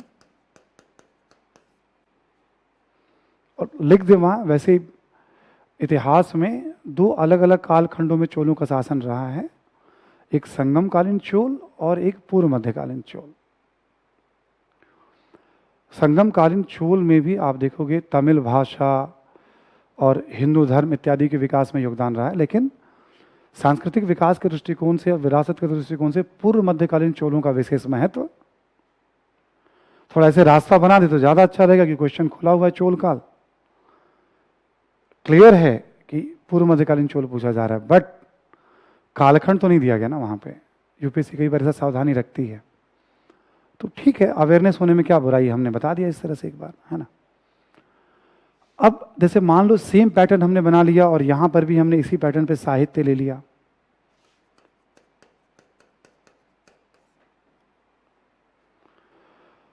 तो देखोगे तमिल साहित्य के दृष्टिकोण से चोल काल, विशेषकर धार्मिक साहित्य, रामायण लिखा गया चोल काल में और इस पूर्व मध्यकालीन चोल में। और आप देखोगे तमिल व्याकरण पे, ठीक है, वेरेसलियम और कुछ कुछ और लेखक है व्याकरण पे रचना, तो कहीं ना कहीं इन पुस्तकों का आज भी बड़ा महत्व है, और यह दौर तमिल भाषा के विकास के दृष्टिकोण से भी महत्व रखता है। जैसे गुप्त काल में भी आप जहां साहित्य लिख रहे हो, आप वहां संस्कृत भाषा भी लिख सकते हो आप, ठीक है, एक साहित्य वाला हिस्सा हो गया, आप इसको ले सकते हो आप। कला के दृष्टिकोण से बात करें यहां पे हम, स्थापत्य कला, तो मंदिर स्थापत्य के मामले में तो भारतीय इतिहास में अद्वितीय काल है। गुप्त काल में जो परंपरा शुरू हुई, हम कह सकते हैं उसका एक चरमोत्कर्ष था। विशालकाय मंदिरों का निर्माण द्रविड़ स्थापत्य से युक्त है, जिसमें आप गंगाईकोंड, चोलपुरम, बृहदरेश्वर, इन सब मंदिरों की बात करें, ठीक है, इन सब मंदिरों की हम बात करेंगे इसमें हम। और इन मंदिरों को यूनेस्को के हेरिटेज लिस्ट में भी शामिल किया गया है, ठीक है।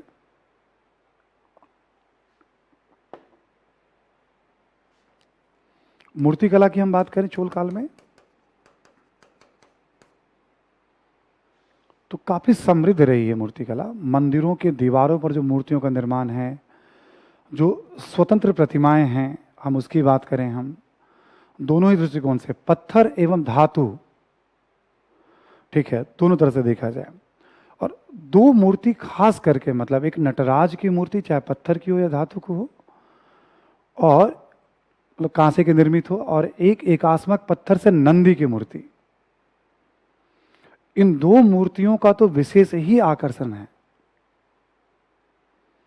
ठीक है, आज भी देखोगे आप तो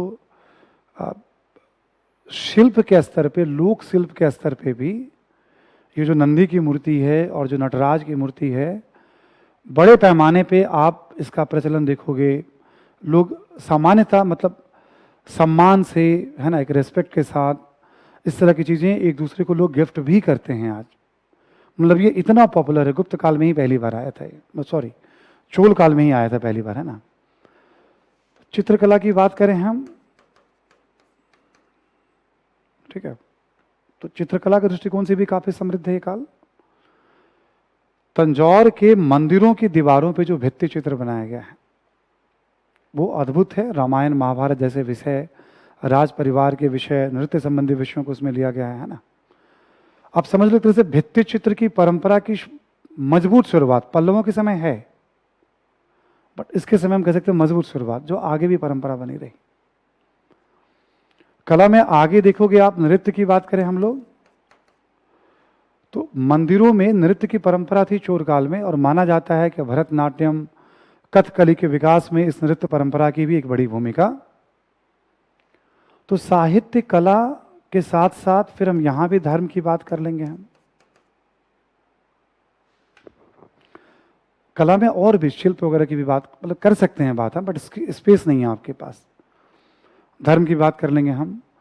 निश्चित रूप से यह काल भी धार्मिक सहिष्णुता का काल है, लेकिन आप कह सकते हैं दक्षिण भारत में शैव धर्म के उत्थान का भी ये काल है। ठीक है, शैव धर्म के उत्थान का भी काल है। बड़ी संख्या में शैव मंदिरों का निर्माण किया गया इस समय, ठीक है। और इस काल में भी अलवार और नयनार संतों का महत्व बना रहा, यानी भक्ति परंपरा का भी ये काल है। वो परंपरा आगे भी दिखेगी आपको, भक्ति के माध्यम से मोक्ष, है ना। समाज का कोई भी व्यक्ति मोक्ष प्राप्त कर सकता है, तो भक्ति परंपरा आपको आगे भी दिखने जा रही है। और इस काल में भक्ति को एक दार्शनिक रूप देने में आचार्यों की भूमिका, जैसे रामानुजाचार्य की बात करें हम, ठीक है। तो आप इस तरह से सांस्कृतिक योगदान की बात और साथ साथ विरासत की बात, कई जगह पे यूनेस्को का भी जिक्र इसमें आ सकता है, आप जिक्र कर सकते हैं इस क्वेश्चन में। आइए हम लोग लास्ट क्वेश्चन की तरफ चलते हैं, ठीक है।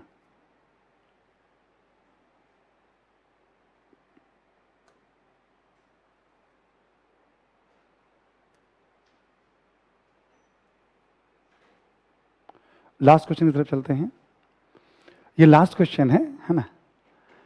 भारतीय मिथक, माइथोलॉजी, है ना, कला और वास्तुकला में सिंह एवं वृषभ की आकृतियों के महत्व पर विचार करें, ठीक है।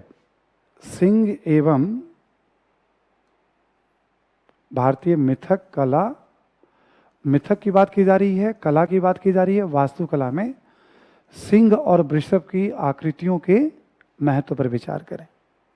कर लेते हैं इस पर भी विचार। 250 शब्द में पूछा गया है। पहली नजर में ये जरूर कह सकते हैं कि तुलनात्मक रूप से जो पढ़ने का तरीका होता है छात्रों का, उसमें थोड़ा सा चैलेंजिंग क्वेश्चन है ये, है ना।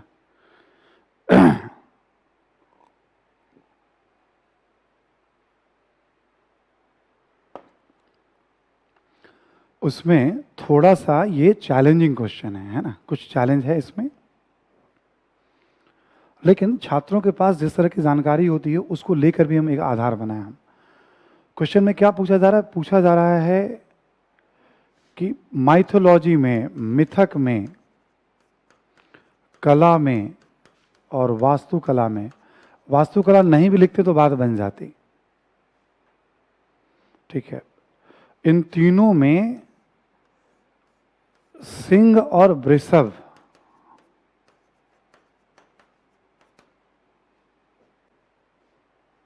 कि जो हमें साक्ष्य मिलते हैं उसके महत्व बताना है। इन तीनों में सिंह और वृषभ से संबंधित महत्व की बात करनी है।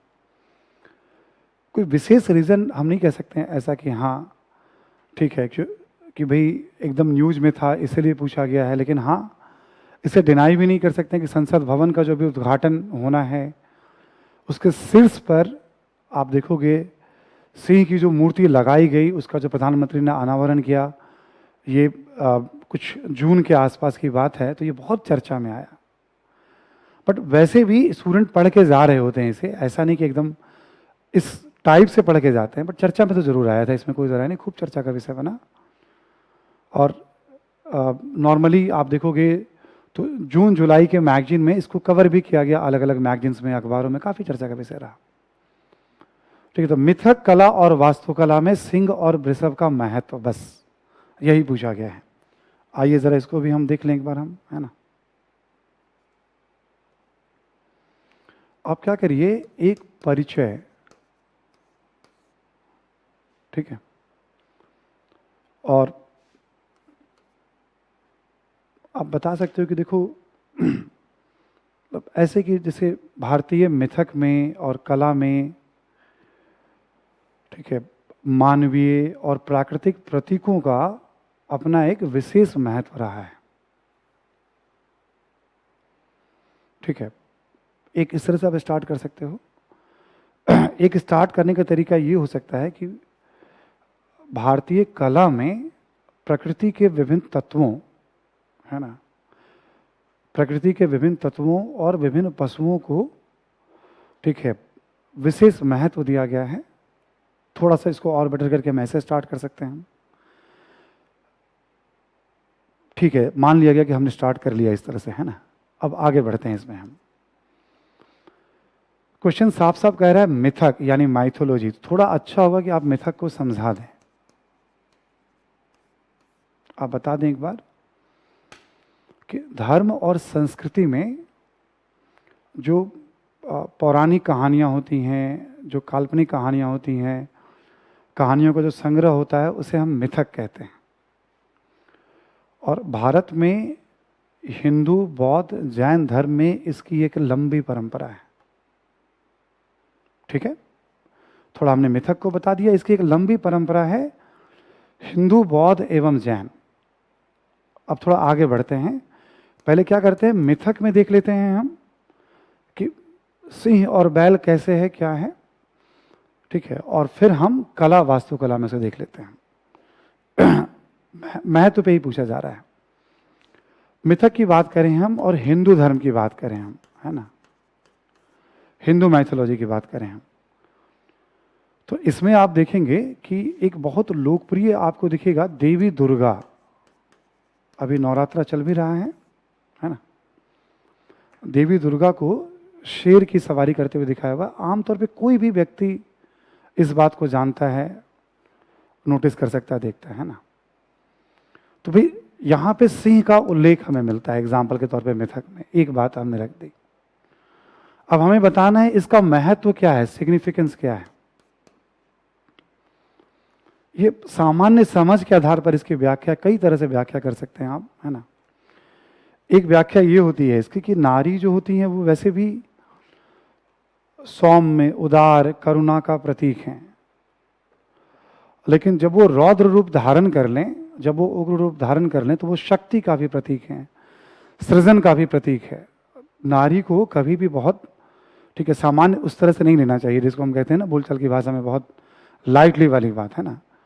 तो आप एक इस तरह से व्याख्या कर सकते हैं। आप एक व्याख्या ये हो सकती है इसकी कि सिंह जो होता है, आप देखोगे थोड़ा सा आप कह लो एरोगेंस का, शक्ति का, ठीक है, एक प्रतीक होता है ना, मतलब। और देवी जो है उसकी सवारी करती हैं, ठीक है, देवी जो है उसकी सवारी करती हैं। तो एक तरह से आप जो एरोगेंस है, अहंकार, उन सब के दमन का प्रतीक भी हो सकता है। एक व्याख्या ऐसे हो सकती है कि जैसे सिंह जो होता है वो निडर और निर्भीक होता है। आप देवी के शरण में आएंगे तो निश्चित तौर पे निडर और निर्भीक, कई तरह से व्याख्याएं हो सकती हैं, बट ये माइथोलॉजी में प्रचलित भी है, पुराणों में है भी, और भी कुछ कुछ व्याख्याएं इसकी। तो हमसे क्वेश्चन कह रहा है कि भाई मिथक, तो मिथक डिफाइन कर दिया, हिंदू धर्म, सिंह, देवी दुर्गा, महत्व, कोई एक बात, 3-4 बातें मैंने बताई आपको, आपने रख दिया यहां पे। दूसरा एग्जाम्पल हम ले सकते हैं यहां पे शिव और वृषभ का।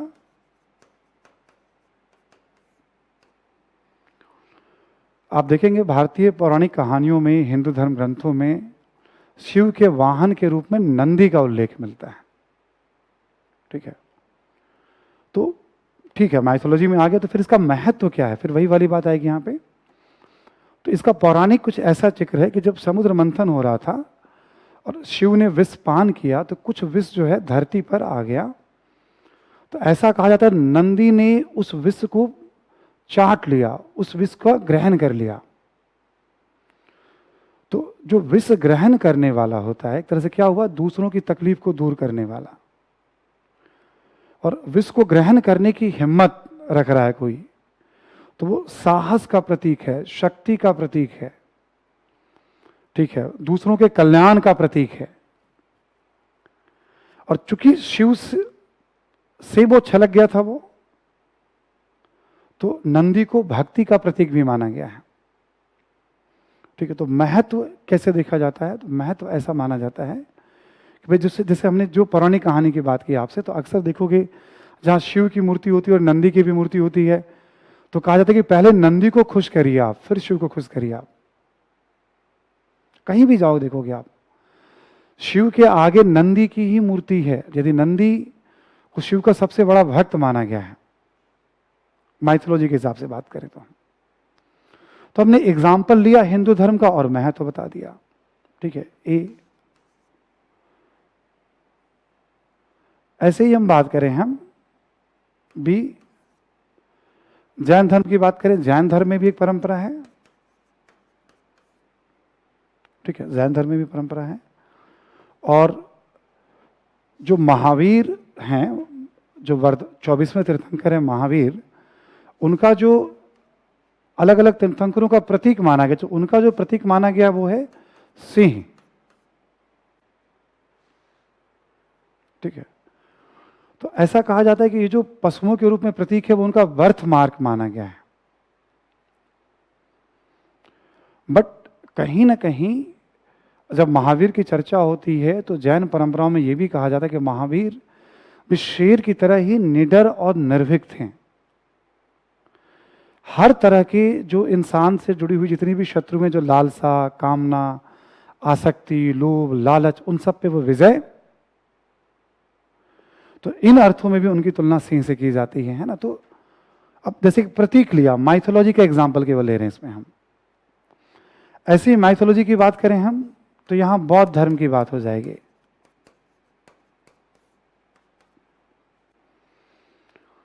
और जो बुद्ध के बारे में कहा जाता है, जो उनका शाक्य गण था, शाक्य शेर को ही कहते हैं।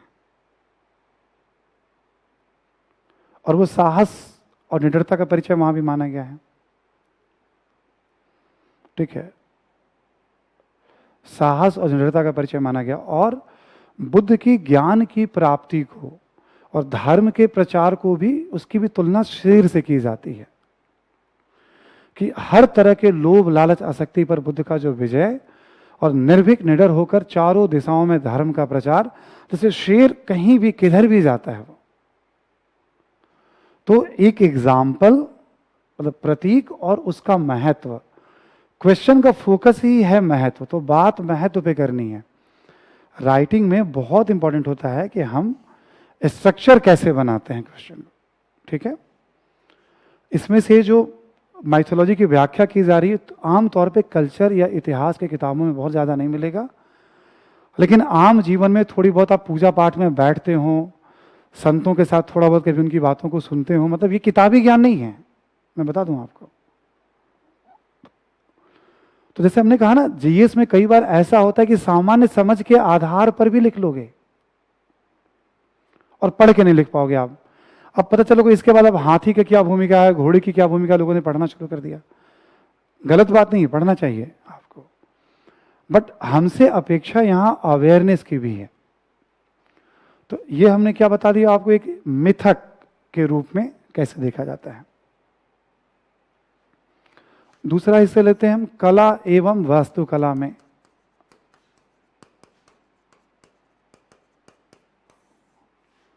और इसमें पहले यहां पर भी हम सिंह को ही ले लेते हैं एक बार, कला एवं वास्तुकला में। देखो जैसे भीमबेटका के चित्र में ये याद रखने वाली बात है, मानव के साथ संघर्ष का जिक्र। तो क्या बताता है, मानव की विकास यात्रा में कैसे, ठीक है, जंगली पशुओं के साथ मानव का संघर्ष, ये उसके बारे में जानकारी दे रहा है हमें। ठीक है, सिंह की बात कर रहे हैं, एक एग्जाम्पल हमने लिया भीमबेटका का, है ना। ऐसे ही सिंह की बात करें हम, तो सबसे इंपॉर्टेंट है जिस पे बात होनी चाहिए, जिसके कारण चर्चा में रहा, वो है अशोक का स्तंभ। अशोक के कई स्तंभों पे, जैसे सारनाथ पे, सांची पे, है ना, सारण, 4 सिंह स्तंभ के शीर्ष वाले हिस्सों पर हैं। फिर बात इसके महत्व की हो रही है, कलात्मक पहलू की नहीं। 4 और पशु हैं, उस पर चक्र बने हुए हैं, गोलाकार वो स्तंभ है, बेस ऐसा है, इन सब कोई भी बात नहीं करनी। इसका क्या महत्व है, तो देखो एक तो महत्व ये है कि अशोक स्तंभों पे मूर्तियां इसलिए बनाता था ताकि लोग उसके आदेश को पढ़ने आए, और अपनी प्रजा से वो क्या अपेक्षा रखता है, तो लोग उसे पढ़ें और उसको जाने समझें। एक दूसरा, जो सिंह की मूर्ति बनाई गई है, आप देखोगे कलात्मक दृष्टिकोण से तो बहुत ही जीवंत है, एकदम जैसे लगता है सजीव प्रतीत होगा। ठीक है, तो कला के पॉइंट ऑफ व्यू से उसका महत्व। तीसरा, आप देखोगे चारों दिशाओं में, तो 2 तरह की बात होती है। एक तरफ अशोक का साम्राज्य चारों दिशाओं में है, उसका भी एक मैसेज है, भाई सिंह किसी भी दिशा में विचरण करता है। दूसरा, अशोक जो धर्म का प्रचार कर रहा है, उसका भी एक मैसेज है, धर्मदूतों को सभी दिशाओं में भेज रहा है अशोक। तो आप ना, जैसे क्या महत्व है उसका। ठीक है, ऐसे इक्का दुक्का और भी एग्जाम्पल मिलता है। जैसे एक एग्जाम्पल मिल जाएगा आपको, किसी गुप्त शासक के समय सिंह निहंता, सिंह का शिकार करते हुए दिखाया गया है, बट नॉट नेसेसरी ये, है ना। अब इसमें से इतना महत्व तो लिख नहीं पाओगे आप, इसमें से कोई 1-2 बिंदु निकाल के बताओ कि कैसे इसको हमने राष्ट्रीय प्रतीक के रूप में अपनाया है। ये बहुत जरूरी है इस बात का जिक्र करना, यदि आप बता रहे हो इसका महत्व, है ना। यानी हम जो सिंह को क्या माना गया, साहस का, आत्मविश्वास का, ठीक है, निडरता का, ये सब का प्रतीक माना गया है। तो भारतीय राज्य ने इसे प्रतीक के रूप में लिया है। ठीक है, बहुत बड़ी बात होती है, शायद जानकारी होगी आप में से बहुत सारे लोगों को। ये जो चित्र बनाया गया था इस पे प्रतीक के रूप में, नंदलाल बोस के 4-5 शिष्यों ने मिलकर बनाया था। नंदलाल बोस एक बड़े चित्रकार थे, रविंद्रनाथ टैगोर के शिष्य थे स्वदेशी आंदोलन के दौरान, और उनके शिष्यों ने इन सब चित्रों को बनाया था। ठीक है, तो आप ऐसे करके बहुत सारे महत्व बता सकते हो। पूछ महत्व ही रहा है, एग्जाम्पल और महत्व। तो कई बार क्या होता है, जैसे हम डरे ना और महत्व की बात करना शुरू करें तो थोड़ा आसान हो जाता है। ऐसे आप एग्जाम्पल ले लीजिए वृषभ का।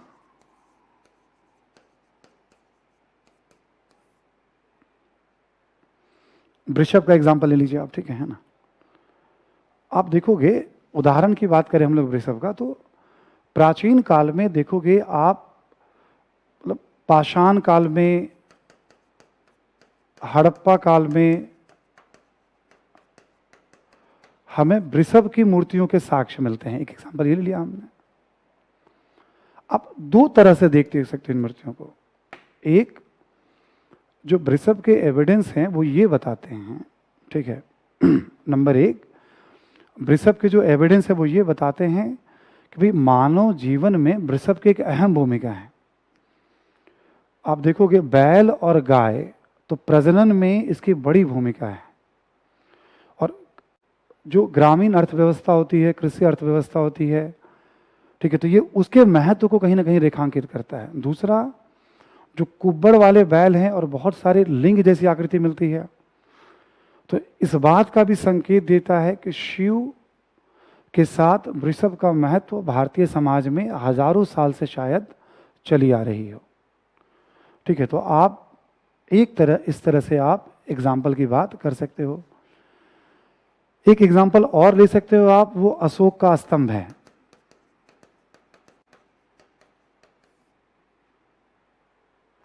अशोक ने यदि वृषभ मूर्तियां बनाई हैं, ये भी काफी जीवंत है, कलात्मक में रामपुरवा में जैसे एक मिला हुआ है। बट इसका क्या महत्व है, एक पब्लिक पढ़ने आए, चलो ये तो हमने बता दिया। कहीं ना कहीं शक्ति और प्रजनन के साथ साथ ये बुद्ध के युवावस्था का प्रतीक माना गया है वृषभ को। ठीक है, वृषभ को बुद्ध के युवावस्था का प्रतीक। ठीक है, तो अशोक ने भी वृषभ, तो हो सकता है बौद्ध धर्म के कारण भी अशोक ने से महत्व यहाँ। तो ये है आपका 3 हिस्सों में बांट दिया हमने इस आंसर को, बिल्कुल क्लियर था। ठीक है, आप चाहते तो देख सकते हैं फिर एक बार, मिथक में कहाँ है वृषभ और सिंह, और तीनों धर्म को लिया हमने।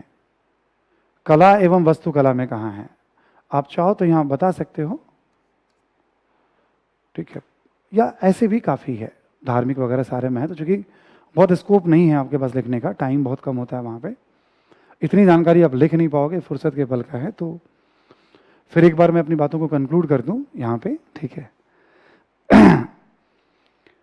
कि जिन भी स्टूडेंट्स ने एग्ज़ाम दिया है, आप बस इतना देखिएगा, 150 वर्ड वाले क्वेश्चन में 4-6 पॉइंट्स भी यदि आप वहाँ प्रेजेंट कर पाए हों, ठीक है, और 250 वर्ड्स वाले क्वेश्चन में आप कुछ भी 6 से 10 पॉइंट, 8 पॉइंट, 7 पॉइंट, तो इट्स ओके।